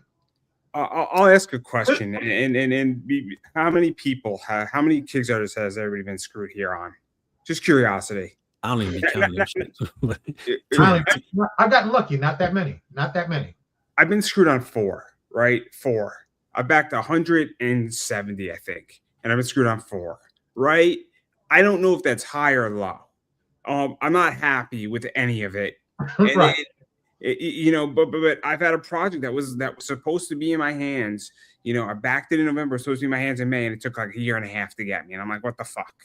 I bet you if I bought from 140 retailers, 4 of those orders would be fucked up, right? But because I don't identify Walmart as the general manager of Walmart or the district manager, I identify the Kickstarter creator with Kickstarter, the platform, and as the creator. So it stands out more. It's more personal. But I would say, I mean, that's like 3%. Like 97% success rate. Like, no. I'm still backing campaigns. But for sure. Yeah. When you get burned, you back off for a week or two, or 3 or 4 weeks, and then you know. Sorry, what saying? You saying a year makes me laugh because it's like those are that's not a lot of time. I mean, you like on the TTRPG, there's a guy you can Google this one far west was the thing. This guy was like 8 years late. He was 8 years late. He finally put the stuff out, blamed everybody but himself.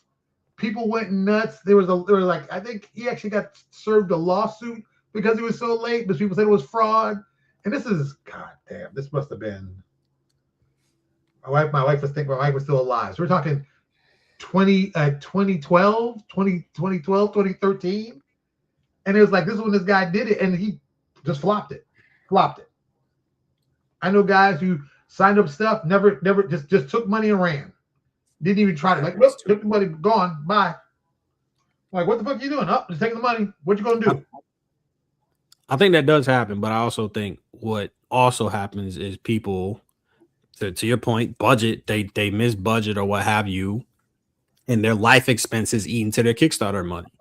Well, but to be fair, as to why you or I may be able to get out of that hole is that we have other revenue streams. But as Andrew pointed out, the economy is shit, right? So it may not be it's not going to be as easy to get out of a hole when somebody has a side business, another side business, and but but the first thing you can do is stop digging.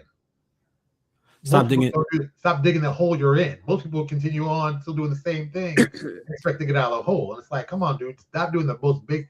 And look, you might have to work extra. Or even crazier, you might have to plan that you're going to fail from right off the bat.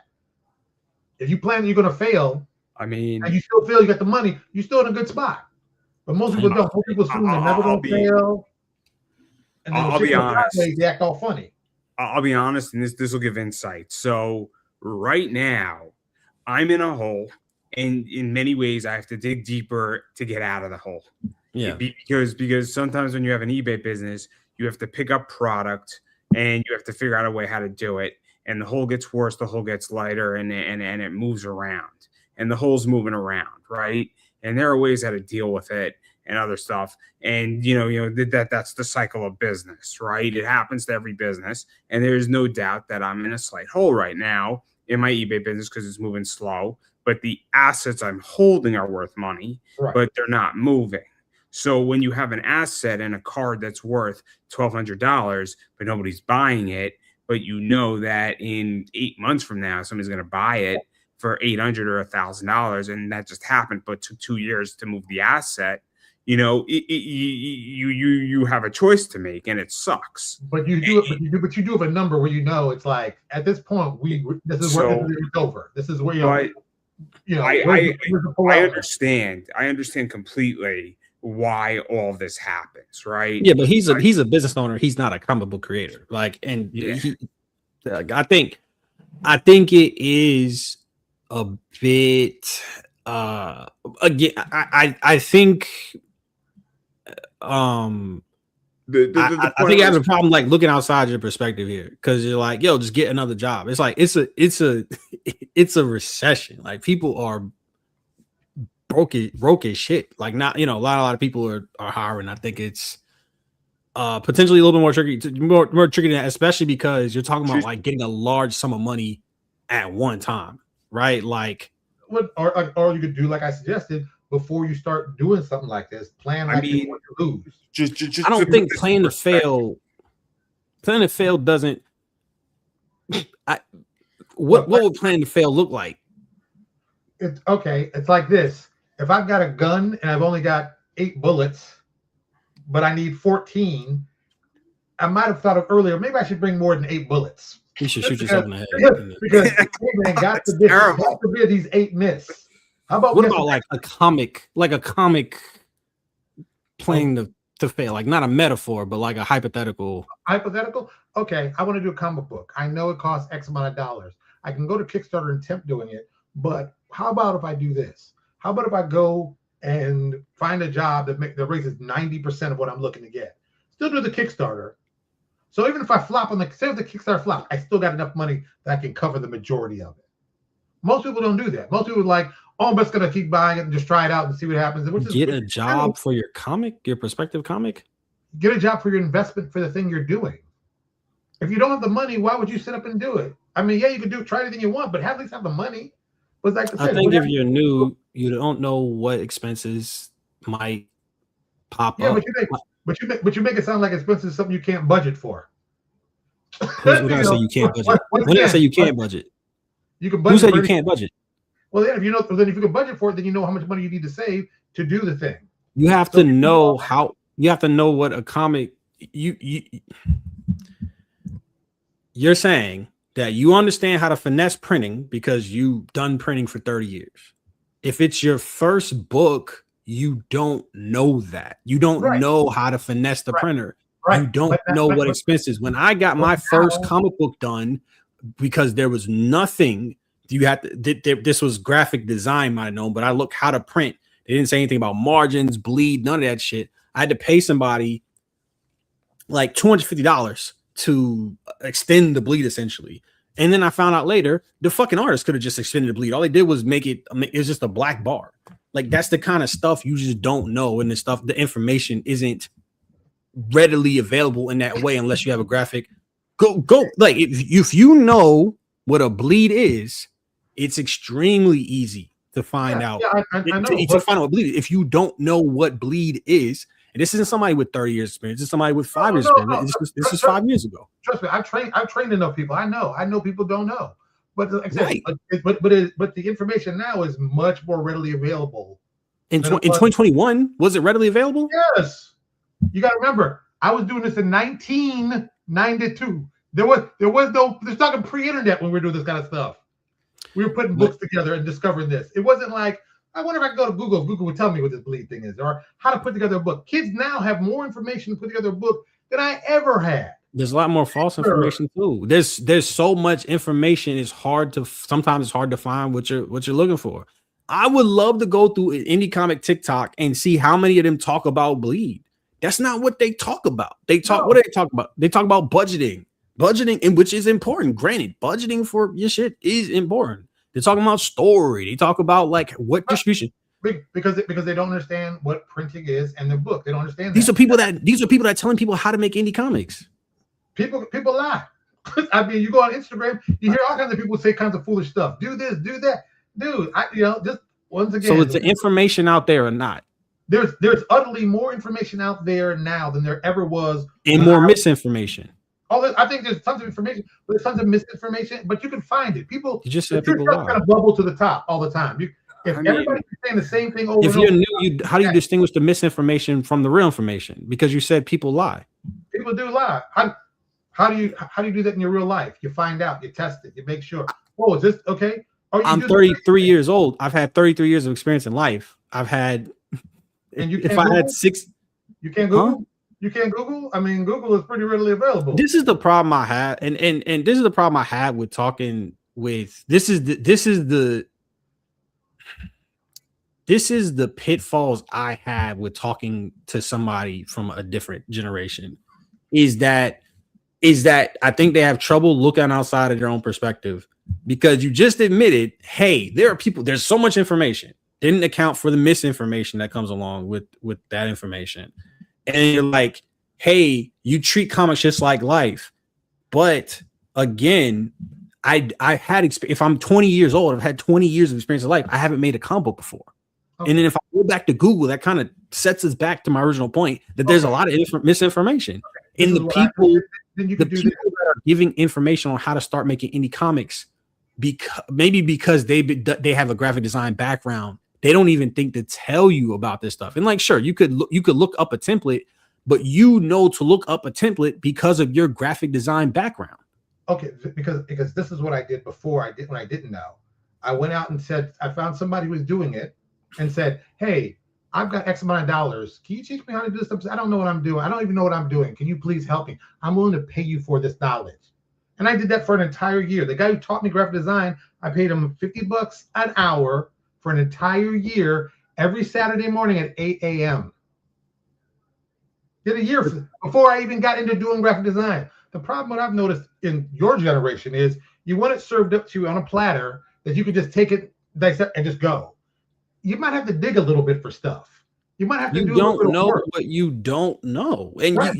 But don't be so afraid to try anything. You just be paralyzed. I never said I was afraid. I did try. I told you what happened. I did try it. And what did you learn? I learned about margins. And you learned how valuable. But I had the $250 to spend. And right, and you learned how valuable it was. That was the best money you spent, didn't you? I'm going to bet you never made that mistake ever again, didn't you? This shit I'm talking about. Right. Hold on, Andrew. Let's circle back. Let's circle back to my point was you can only budget for what you know about. There was an unforeseen $250 expense that I could eat because I had other revenue streams, and we were at that point not in an economic recession. So it wasn't a matter of not digging. That wasn't it. Hey, what are some things I should learn in comics? And actually, it was because you didn't know what you didn't know. How do I search for something I don't? Did you pick up a book on printing? Did you read Understanding? That wasn't even a thought for me. So you want me to say that I should be more forgiving for you because I know because you didn't do the research before the thing you got yourself involved with to know what you should know, at least the basic. I'm telling you, you play basketball, you don't grab the ball and just start hitting guys. You say, hey, what are the rules of this thing? You and these metaphor. You talk about you pull example for everything but indie comics. Well, you know what I'm saying to you. What I'm saying, I'm gonna answer your question. I'm gonna answer your question because now you're saying I didn't do research, and this is the problem when you have these conversations because you don't listen. I said I did the research. I don't waste time with bullshit and excuses. It's not an excuse. It's an excuse. No. $250 because you didn't know about Bleed, but you didn't do any research to talk to a printer about what you needed. You didn't say, "Hey, I don't know shit from Shinola. Could you spend some time with me to explain to me what I need to know?" Why didn't you do that? That's the most basic thing. Why didn't you do that? Why didn't you? You asked me rhetorically, like your Facebook post. No, I'm being serious. Why didn't you ask? You asked me, cut it. Okay. Why didn't you ask? When I go to answer you this, I don't want to hear a single word out of you till I finish. Sure. I don't want to hear a single syllable out of what I'm telling you is in 2021, and I'm sure even now, if I were to go on Indie Comic TikTok, when they tell you, hey, what do I need to know for indie comics? The printing didn't come up. The printing didn't come up because who made this point that you don't have to print an indie comic out? Who made that point? I still don't want you to talk, but it was you. You made that point that you can release it digitally and then do it later. Okay. So the indie comics aren't synonymous with printing, right? And then I didn't know. 1, 2, we were talking about budgeting. And I was saying that you don't know what you don't know, and that expenses can come out that you don't know about. And then I use it as an example of the Bleed. That's why I brought that up. I'm not making excuses. You don't have to cry for me. I'm saying that could have been debilitating for somebody else, but I, at the time, had the income to insulate myself from that sort of thing. And you're right. I learned. But if I was more broke, that could have made the wheels fall off. Does that make sense?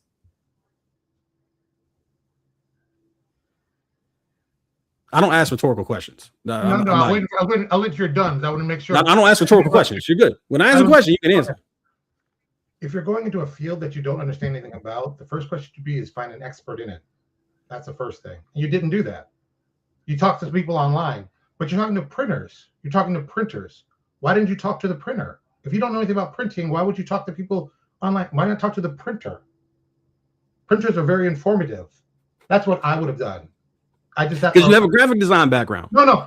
That definitely plays a part of it. That's common sense to me.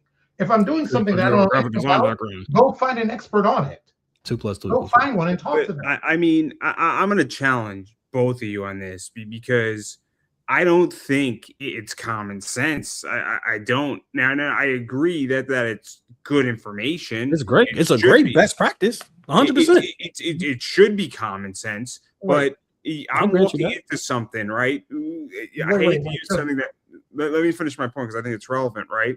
Because I think it's actually going to be relevant to this. Is that I'm walking into eBay, right? And I know it's not indie comics. I don't know how to ship something up for international shipping. So you know what is? The first time I did it, that did not go well. But guess what happens? I didn't even know to call up eBay and ask them how to do it, right? Didn't even cross my mind because you go on eBay, not eBay, but you go on Google and they're like, oh, you just do this. And then I finally had somebody who wanted to buy something that was in Spain. I called the people. They're like, this is the easiest thing. All you do is send it to Kentucky. Here, it's going to cost you another 20 cents, right? But it didn't even cross my mind. And I know this sounds stupid, but no offense to anybody. And but people, it sometimes doesn't connect in your head to ask a simple question. And I'm not trying to make people sound stupid, but sometimes you don't even know where to start to ask the question either, right? I mean, I'll ask you, Stokes. Did you even know where to ask bleed, right? Did you? I didn't know bleed existed. I didn't know bleed. The problem is there's a lot of beginner advice for indie comics, and there's a lot of expert advice for indie comics. And the in between was missing for sure, 100%. And then the other thing I want to mention too is that there's so many parts, right? I mean, I'm going to throw out a number. I think there's 50 to 60 parts to make a comic, both story, writing, editing, and there's the creative side, there's the business side, there's how many covers, where you're launching your book, where you're going to get your book in, what do you do, how do you set up a Kickstarter? I mean, and I'm being generous when I say that. You think you're making excuses right now? That's what he's thinking. Am I at some point I gotta just ask yourself, why did you think the most easiest basic thing would have been, I gotta find somebody who knows more than me. Maybe that's my generation, that's where we came from, but it's like, I gotta find somebody who knows more than me. I didn't know much. You already were established in two other mediums, so you knew to ask that. Please. I didn't know anything about graphic design when I became a graphic designer, but I knew somebody knew more than me. So I went and talked to them. That was the first thing I did. Hey, I'm interested in graphic design. Can you tell me some stuff that I don't know? And that was the first step. And I did that. And when I learned more stuff, I found more guys who had more experience than me. And I asked them, have you ever had this problem? Have you ever heard this before? Like I said, I don't understand. You got two successful business people telling you that this is a reality, and I guess I can just fuck up. Much younger than me who have not done the things that I've done just to do basic stuff. Like I said, why wouldn't you go talk to the printer? You wanted to print a printer? No. You wanted to print a book. Why did you talk to the printer? Okay. Hey, how do I need to give this to you? What you are saying? To do this in. How did you think the printer was going to print? You just send it to them and print, and that's it. That's not going to. I mean, you don't know anything about printing, so why would you not ask them? That's not common sense. I don't know anything. But you like Andrew. I'd be like, hey, I broke my arms. Who should I talk to? Maybe another out of example metaphor. Can Stokes respond? Because again, you asking more rhetorical questions and shit. No, these aren't rhetorical. These are common. No, these are rhetorical because you didn't even you asked a bunch of questions. Don't you pause and let them have an answer? I think some of them are just stupid. It's like, why don't you're right. We were stupid. We were dumb. That's what I'm telling you. You're dumb, and then you learn later. That's my point. What I'm saying is that where you and I had the fucking breathing room to that's the fail to fail and make up that some people do not, and then it compounds. Do you know why? If the problem is that I thought the printing and the drawing were separate. That's what I thought. In retrospect, does that seem foolish? Yeah. I feel like a dumbass. It's kind of embarrassing. The fact that let me how much time let me the point. Comic book publishing before you started publishing? Because I keep trying. I don't know how many times. No. How much time did you spend learning before the process before you actually did it? A lot, bro. I was extremely. No. I don't want this. I don't want vague terms. I want you to tell me when you started saying I'm going to do a comic book to when you started printing. Was it a year? Was it 3 years? Was it 12 years? Or was it 6 months? Because I have a feeling it was a lot shorter than you think it was, but you thought it was a long time, but you thought you knew. Waiting for me. Wait till I get a response in. No, please. It was years. Like it wasn't. How did you not know the process? Why didn't you talk to a printer? So it is rhetorical because you're not even waiting for me to answer. Do you notice how many rhetorical questions you ask where you ask the question and then don't let the person respond without cutting them off immediately when they try to answer? I just can't understand. You still coming. I just can't. If you don't care about my perspective, then why am I answering the question? Do you want to hear my answer? It's not that I don't care about it. Enemy, do you want to hear my answer? I don't believe it. Do you want to hear my answer? Yes or no? Please, Okay, please. so I need you to shut the hell up. And as I tried to tell you for the 12th time, yes, there is a lot of information when I started doing comics in 2021. Yes, but when I asked what are the steps to do comic books, the printing did not come up. And also, like I said, I thought the inks and the colors were separate from the printing. That was my bad. To answer your question, the advice wasn't. He's not even waiting for the answer. He don't give a fuck. Why am I even talking? I get where you're going with this. He don't give a fuck. He left it. I get the answer, right? He don't give a fuck. I understand where you're going with this, right? Answer my question. No. Can I sum up? Can I sum it up, right? Look. I'm a read Understanding Comics. I'm gonna read Understanding Comics real soon. And if he didn't mention printing templates, you gotta shut the hell up. Okay. You actually gotta shut the absolute hell up. Because let me see.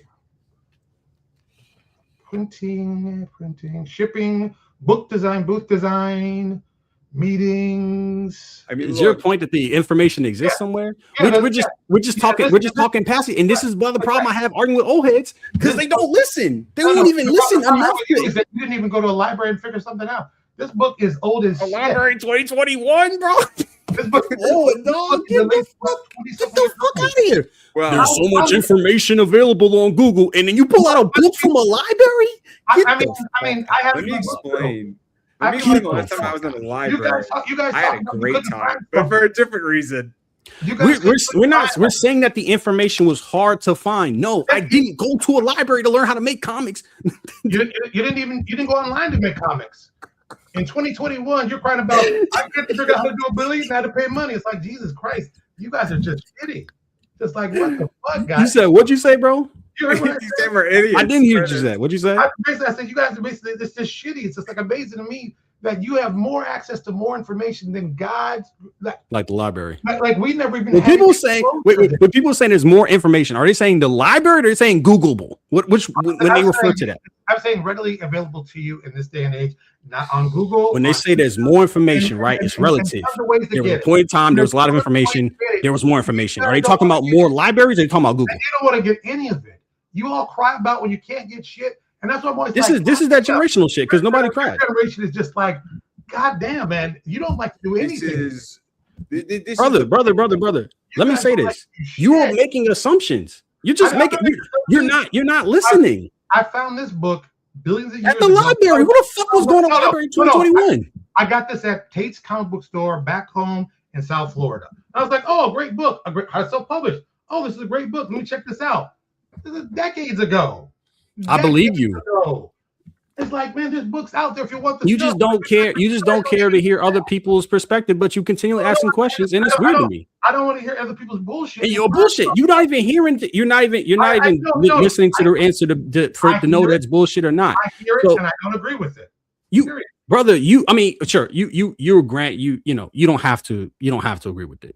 But what I'm saying is, and this is where you're going to lose people, and this is where the generational divide is coming in. Because I'm telling you, I did the research. No, the research did not have the information that you were pointing out right there in that book, right? I didn't think to go to a library because I was 27 years old in 2021. Okay.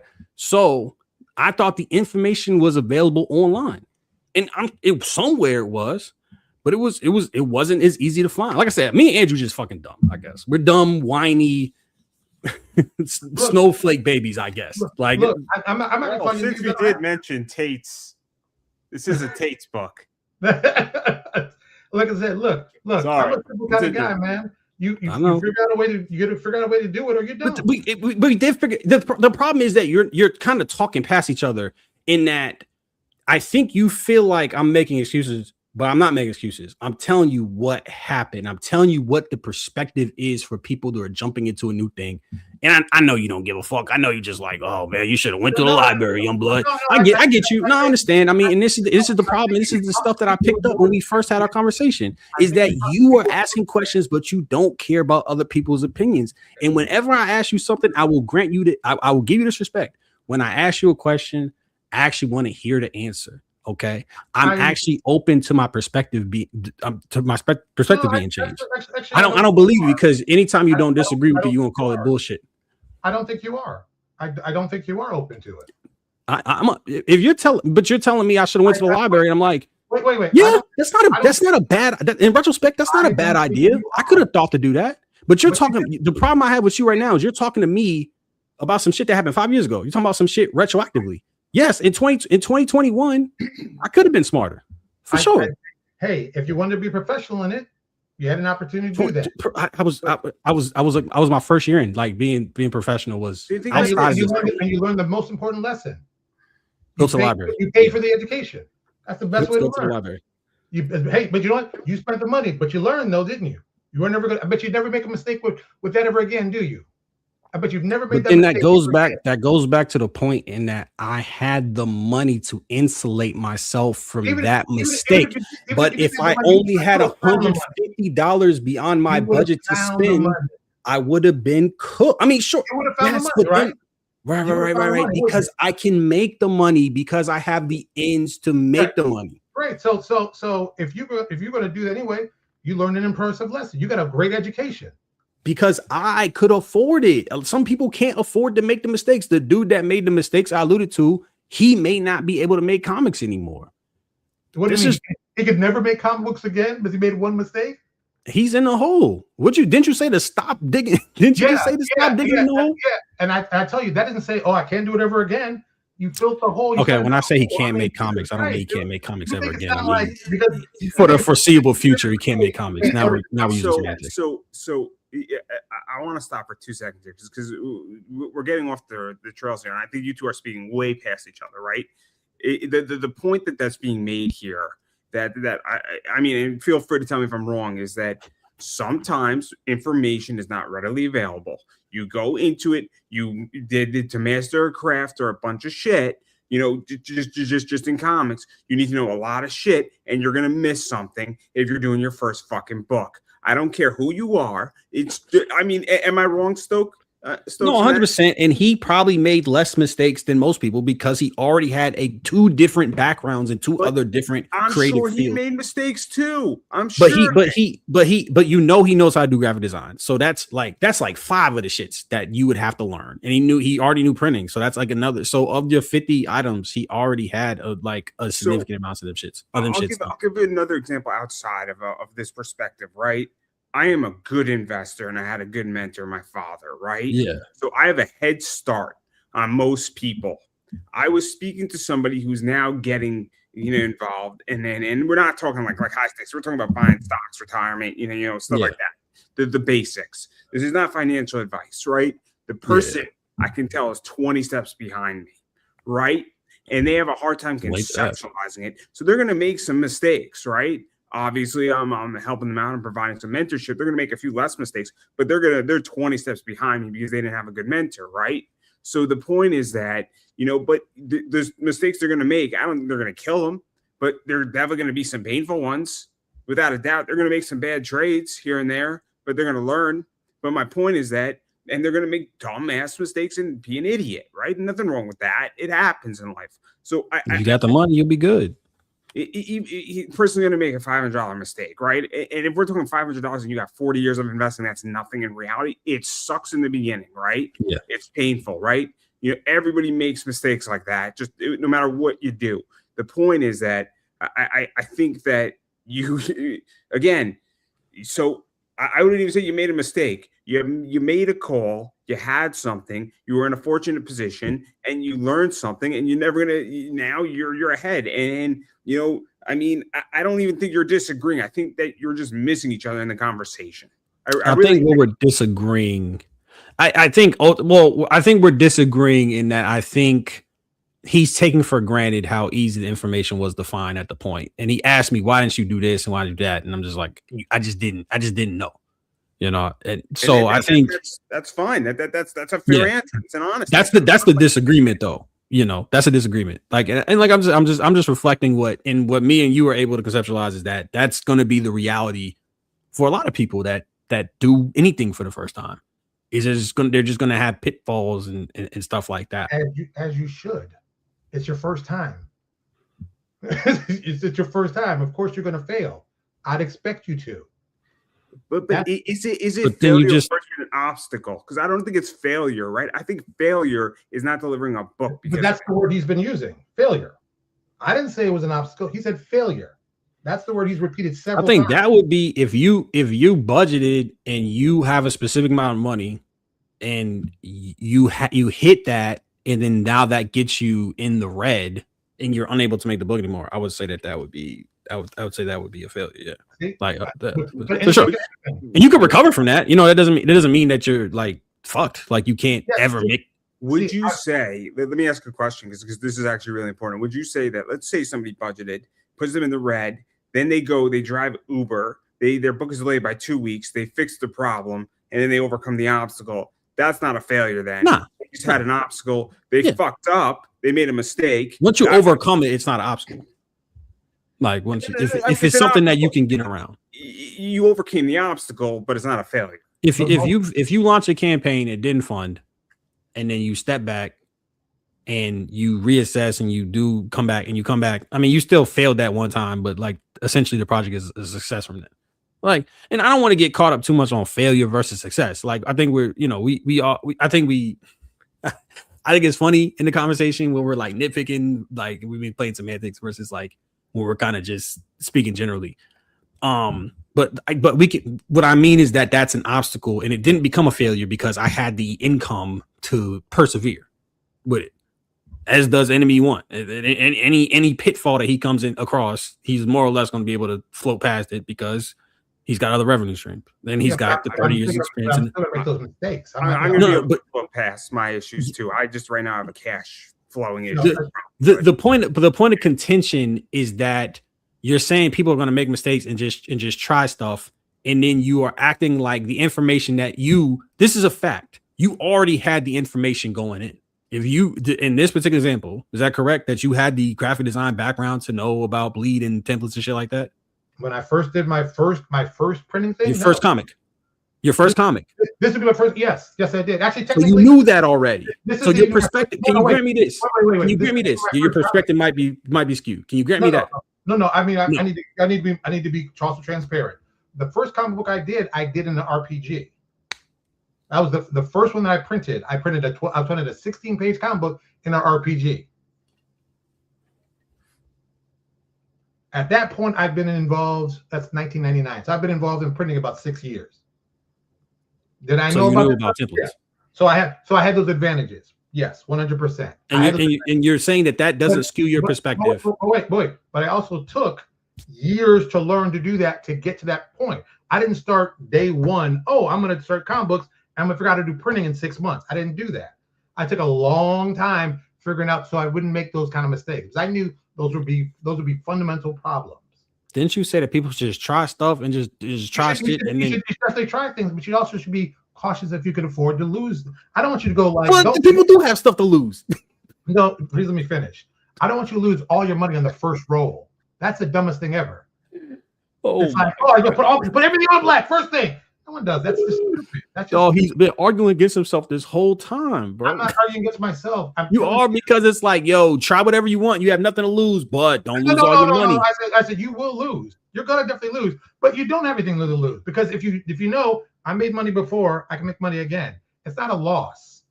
And when I said like for you, like when you spent that money, you said it wasn't a loss to you, but it was. You lost $250, but it was a learning experience. You paid $250. I wish I was insulated one because I had other sources. So is that a loss or is that a learning experience? It was both. Great. But it would have been a loss if that had knocked me off the tracks because I couldn't afford to. But would that have ended you? Would that money have ended you? Would that have ended your career doing comics? Yes or no? If I was broke as shit, no, not likely. Would it ended your? That's just one example though.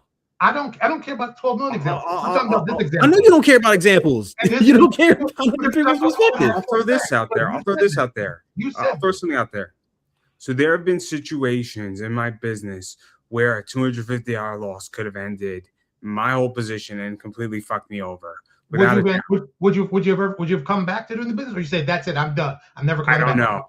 He said he had his father to mentor him, so he's insulated from that loss.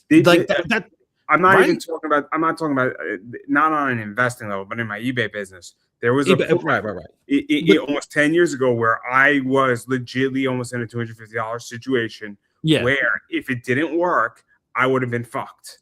But you did learn finances from Pops, right? To some extent. On an investment level, and that's a whole different number. That's a large six-figure number. But I'm also right saying, now.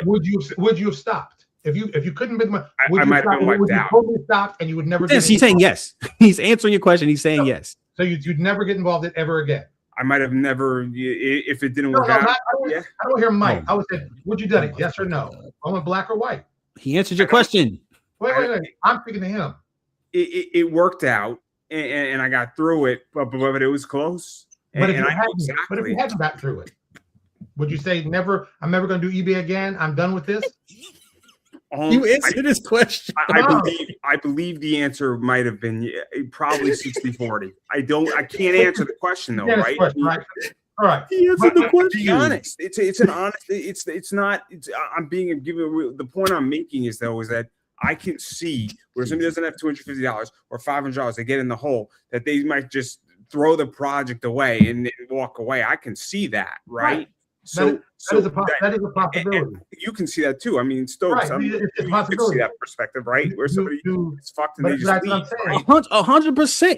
It costs a lot to make comics. Like some people, if my artist is $50 a page, and my book is 20 page comic books, then I just blew 25% of my budget on a printing mistake, like 100%. Like I'm sure there are thousands of indie comics that don't get made. Like why not?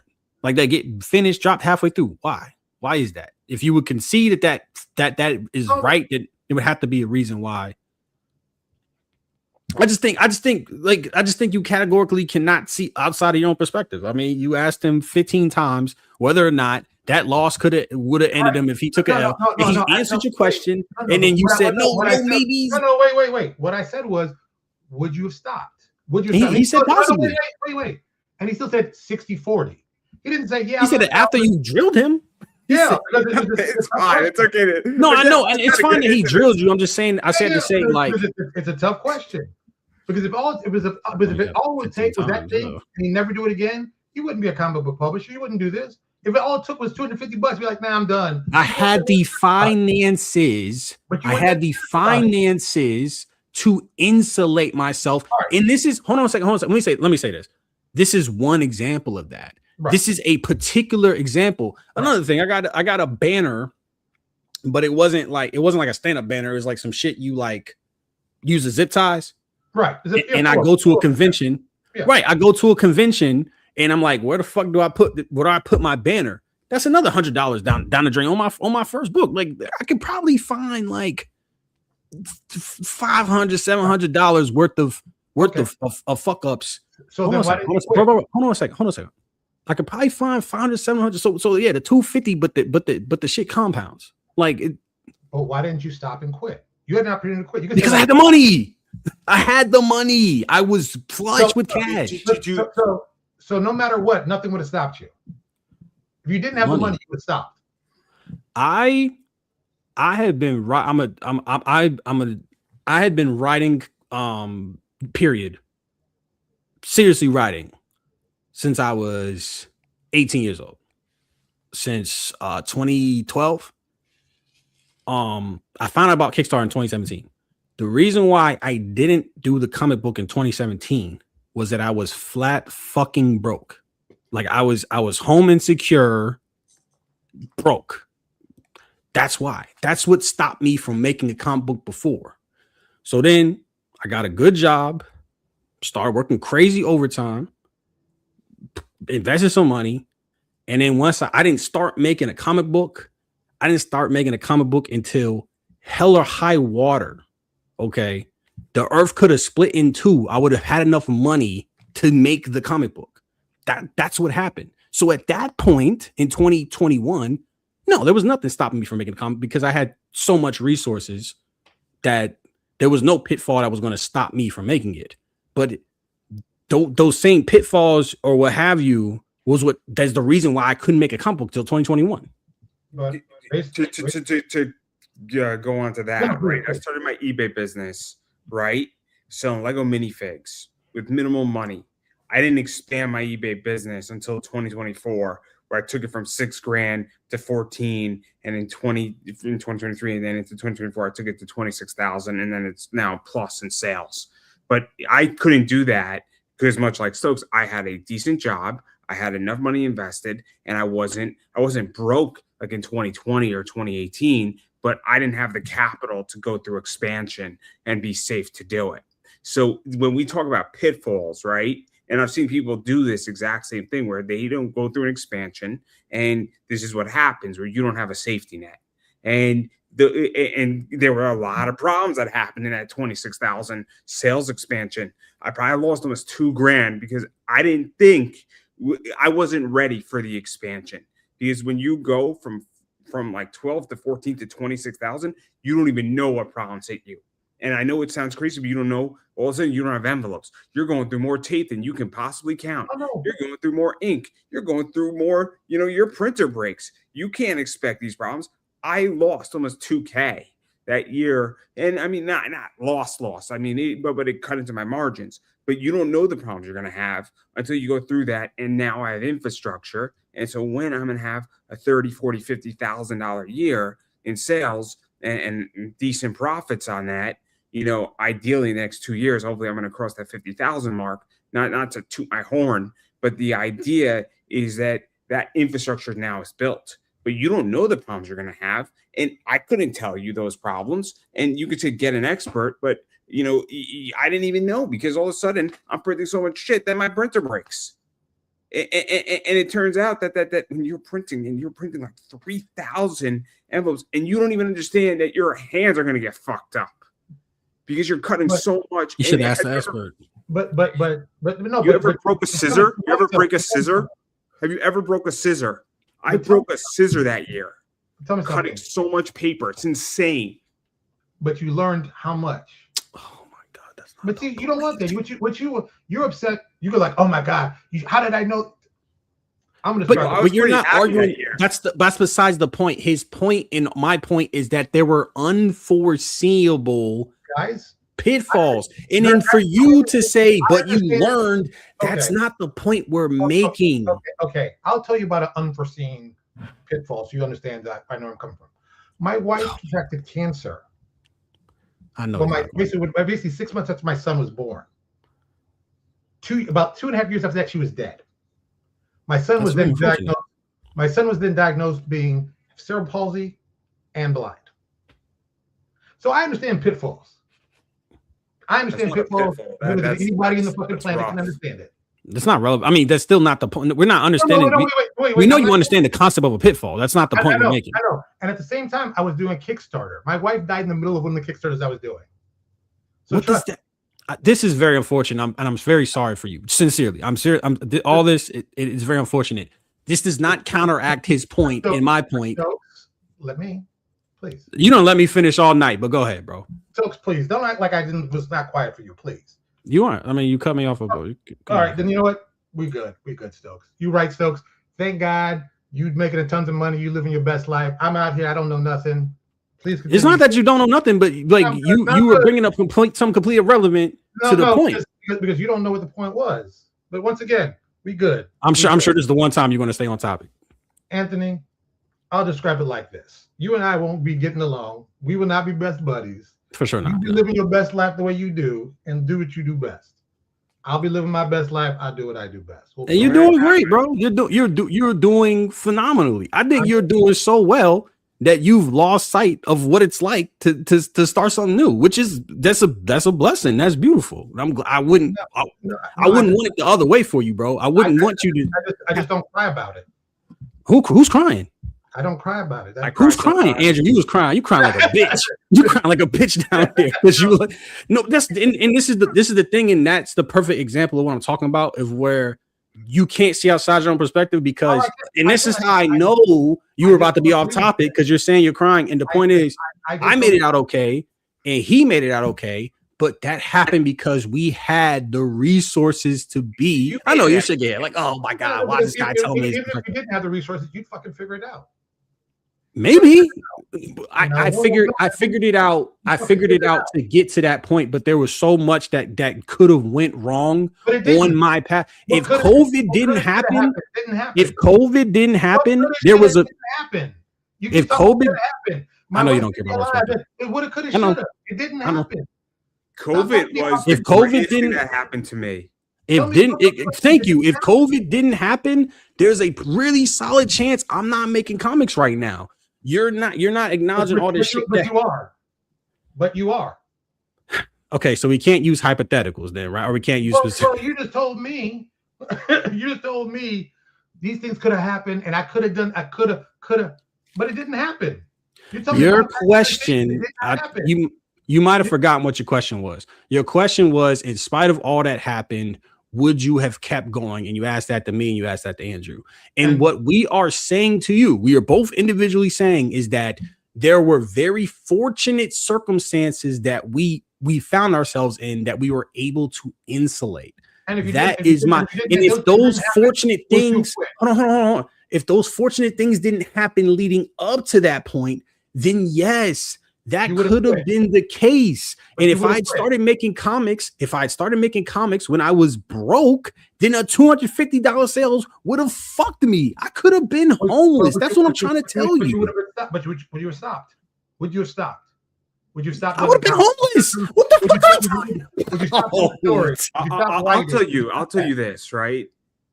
So I figured it out. It worked out. I got lucky and I got through it, right? But also, you know what is? There were people in which that my friends might have helped. My friends might have stepped in. You know, people might have stepped in and helped a lot, and might have acted as a safety net. And there's been times where people have done that for me. There's been plenty of people in comics who have done that for me. And I'm sure Stokes, you have that. I'm sure there's been plenty of people for you as well. So 100%. So the point I'm making is that I don't know, right? But it's foreseeable that it could have, right? So obviously you had a circumstance that life basically punched you in the balls, for lack of a better word, to put it nicely. And you got through it. And I don't know who was in your life, but I'm sure there was a lot of people stepped up, right? And so that's the point I think I'm making and Stokes is making, is that there are circumstances that could stop you from doing something, right? Right. But you don't believe that, though. No. But the point I'm making is I would still be doing this anyway, because this is who I am. Me doing comics, me doing gaming, that's who I am. That's part of my DNA. I would make this stuff when I'm 90 years old. I'm still going to be doing this stuff because I love it. I love it. I mean, every year. Which I think is great. All this is good. All this is good stuff. I'm glad you made it on the other side of that stuff. I still don't even think you're really engaging with if your point is that there's no evidence to suggest that we would have just stopped what we were doing as a result. Right. I can't look into the alternate realities like Doctor Strange and provide that information for you. But what I am trying to say, what Andrew is saying, is that, like I said, those pitfalls were subverted with help from other people, and not everybody else has help. Right? Yes, but I'm your two cases, in your specific cases, I think based on the short amount of time we've had with each other, you guys, this is what you do. This is who you are. This is who you are. I think this is me at 32 years old. Yeah, that's me right now. That wasn't me at 26. But that's the only time I can talk about it. Like, this is all I know. But you're right now, this is who you guys are. I mean, if you're using us as two, if you're saying specifically us, fine. But sure. But you are acknowledging that there's some people that hit these pitfalls and just don't make comics anymore. I know somebody. I'm not going to mention. He's a good friend of mine, and he's now switching to screenwriting. And he published 3-4 books, and he fell on some hard times. And you notice he just said, "I'm kind of out of money and I'm kind of done." And he owes people a book, and I don't think he wants to come back. He's done. He's wiped out, right? And I like his books, right? I mean, I think his books are solid. They've won awards. They're being taught in some colleges, but like he's just wiped the fuck out. And circumstances, and it's not that he doesn't want to write. He wants to write, but he can't do it. He doesn't have the funds, and he doesn't have the income to do it, and he's fucked over on it.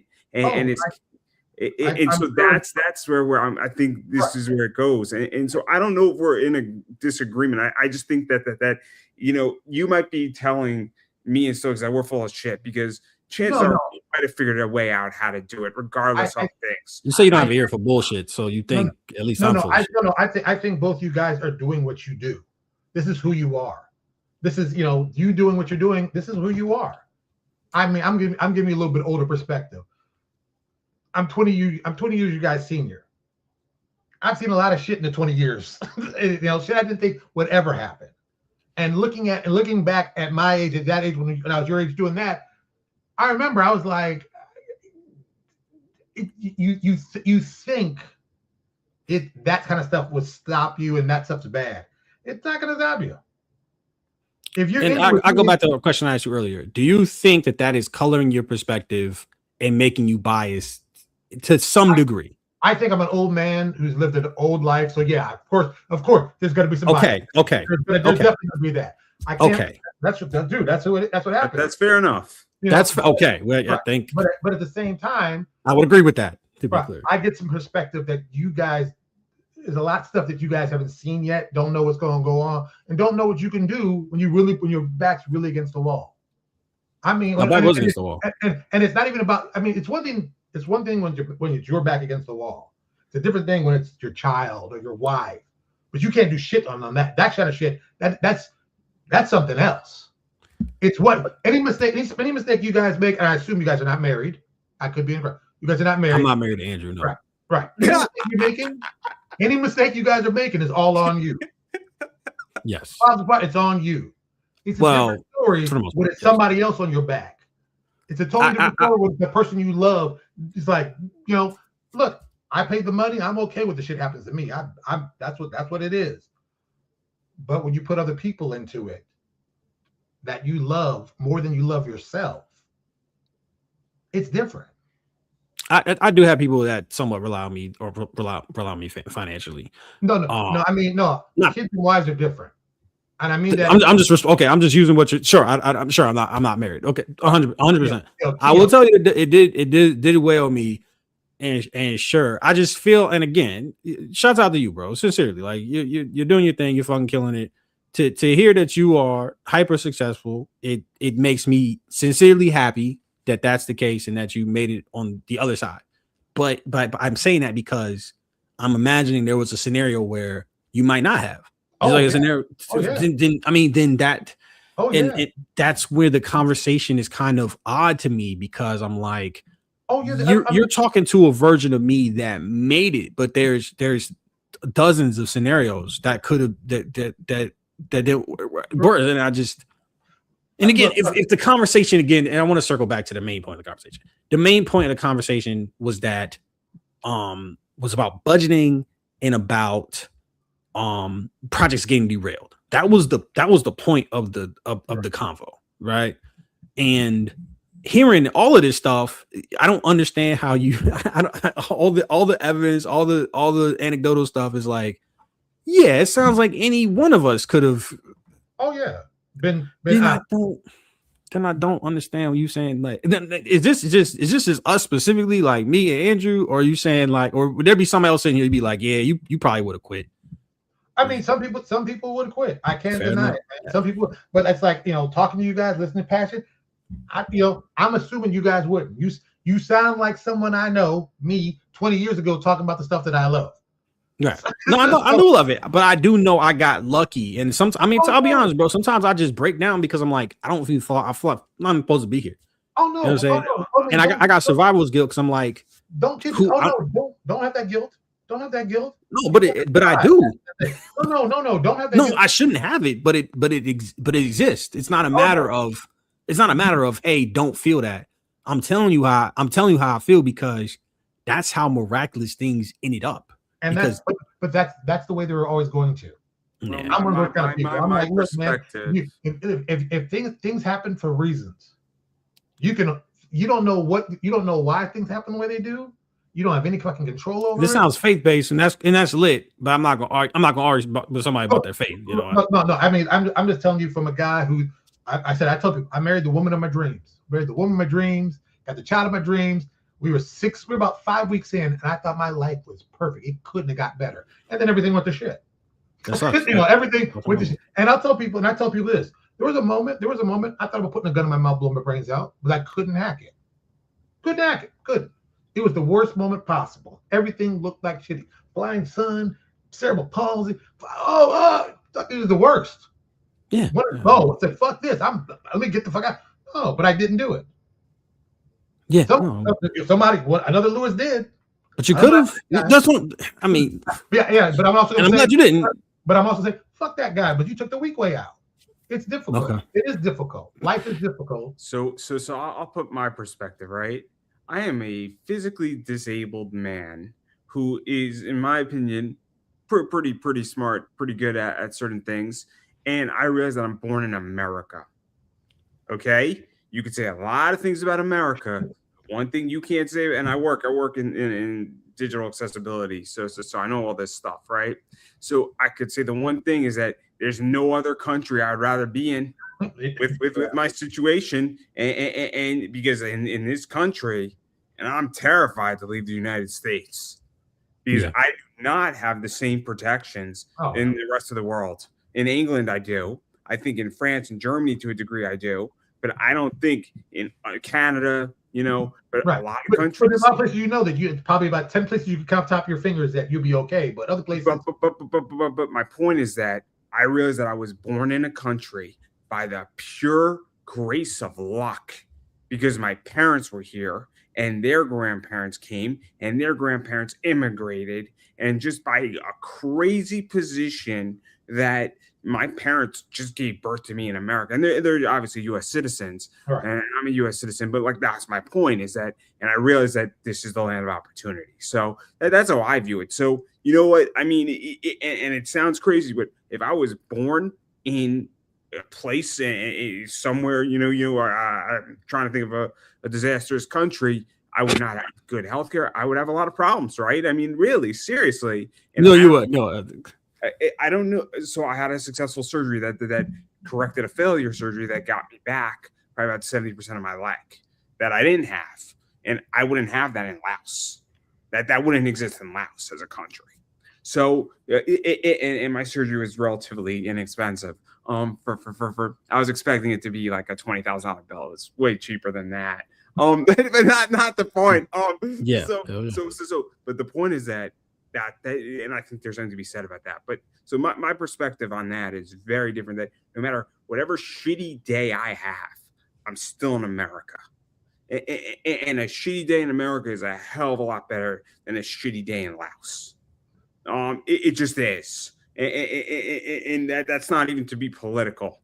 That's just because this is the land of opportunity. And anything could happen. And not to put it that way. Also, libraries are a lot of fun. Because the last time I was in a library, oh my God, there was this cute girl, and oh my God, her thong was riding up her ass, and it was just majestic. And so and I did ask her out for coffee. And she said yes. So it was a good day. So libraries are fun, everybody. And that was like a good 10 years ago. So it was she was fun. She was fun for a while. And here's what was great. My favorite quality is that she was well read. At the library. So go to the library, guys. That's she knows about bleed. She just might. There's a joke in there somewhere. Somewhere. But this is a family fucking friendly show here. So having said that, I don't know if you guys want to do closing statements or just plug your stuff. Obviously, I don't know if this was a successful. I think it was a successful discussion. Hopefully, I don't know if it was. I mean, that's up for the audience to decide when they all tuned in, tuned out, and they all have but hopefully this was productive. I don't know if it was, but at least I enjoyed it because it was the easiest interview I've ever done in my life. So, but yeah, I don't know who wants to go first. I don't know if you want to go first. Enemy one, since I mean, Stokes went Stokes, first, or Stokes wants to go first. I don't know who wants to go first. No, you can go first. Plugging their stuff. You said want me to go first? Yes, please.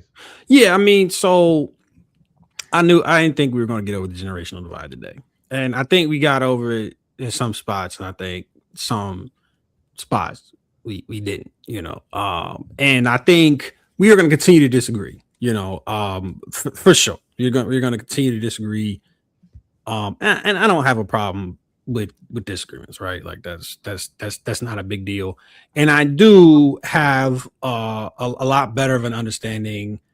I still don't know why I asked some of the questions he does, but that if you just asking questions for the fuck of it, then that makes a lot of sense. I don't know.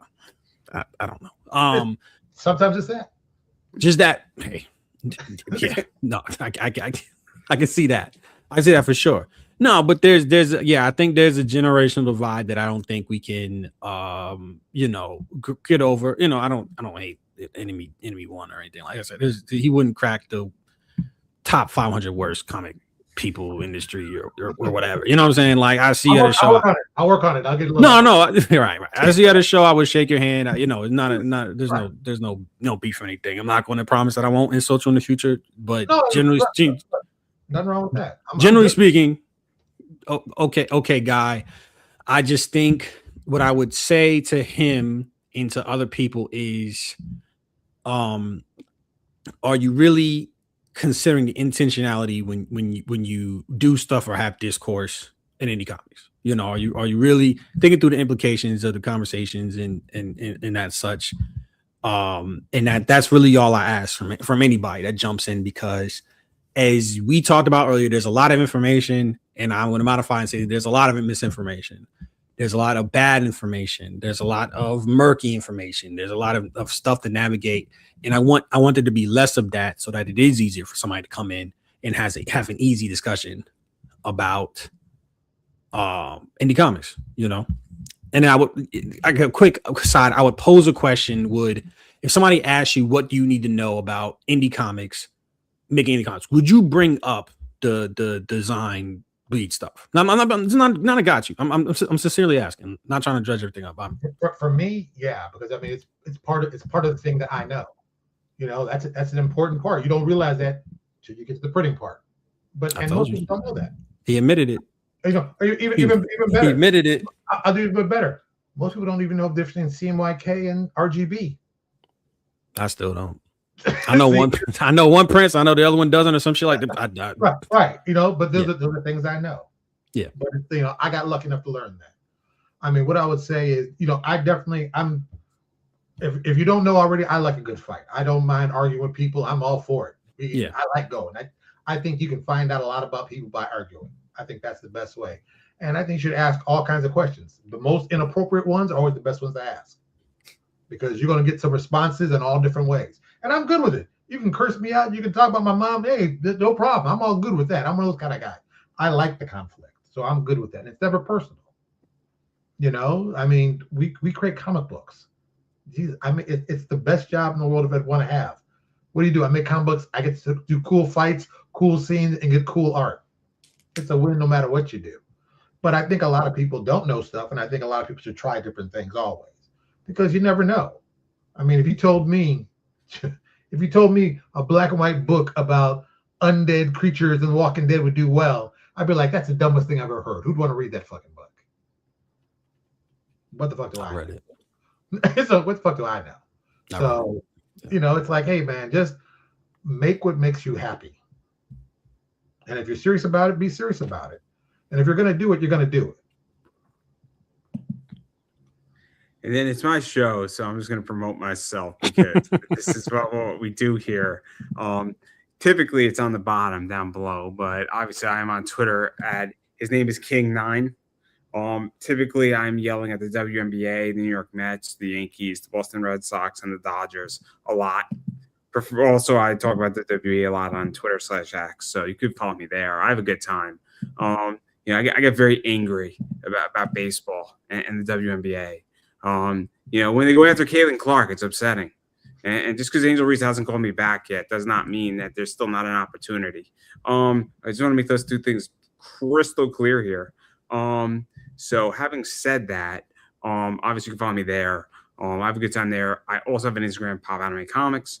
My Facebook is Pop Anime Comics. YouTube is Pop Anime Comics. TikTok is Pop Anime Comics. I have another whole entity where I talk about cards, which is Big Boy Card Collecting. So I do that on YouTube. I just open up packs, boxes, talk about cards. Really enjoy that. It's a fun little thing. There's all sorts of cool stuff that I talk about. A lot of fun stuff out there. And then it's educational. So we talk a lot about education because it's a passion of mine, and I want everybody to be an educated buyer in the card sector. And it relates to my business because, well, I run a little store. Look for comics and collectibles. Come shop with us on eBay at Pop Anime Comics Collectibles. And I carry stuff like this in my store. People still say they can't see it. I don't know why. I carry books like this in my store. I have all 15 of those. I have all 15 of these. Yeah, I'm one of those guys. I carry stuff like this in my store. I carry stuff like this in my store, which is a 101. They sell out quickly. And then every once in a while, I have stuff like this in my store, which are super rare, 1 of 5, 70 care auto. And again, that stuff sells out real quick in my store. So that's some of the stuff that I bring in my store. And I've been saying it forever. So go to my eBay store if you're looking for comics or cards. First off, go through it and see if you see something you like. You can always make me an offer. I'm just going to say no thank you if it's a bad offer, or I'm looking for more, or I'll counter you. Secondly, if you do not see what you're looking for, shoot me a message on eBay because I may have it. If I got it, I'll list it for you. If I don't got it, I know people in the industry, got a lot of friends still in comics, got a lot of friends in cards, and got a lot of friends just all over the place. And you never know who has what. And I had a buyer who didn't even know a product existed. And he bought a bunch of stuff from me, and he didn't even know that a product existed because it was a secret variant. And I actually found the guy at his shop, and I connected them to each other. So just word of the wise on that stuff. So that's everything I got going on. And again, if you're watching this and you want to see more debates, shoot me a message. And anybody wants to step up and enter the, arena, I'll happily host anytime. So that's everything I got. And I would just like to thank both of you for showing up because I absolutely appreciate it. And I'm glad that at least there is nobody's going to kill each other at a convention yet. I do not want to be guilty of that. And so thank you everybody for watching, and hopefully I'll catch you in the next one, everybody. So then, everybody, have a good one.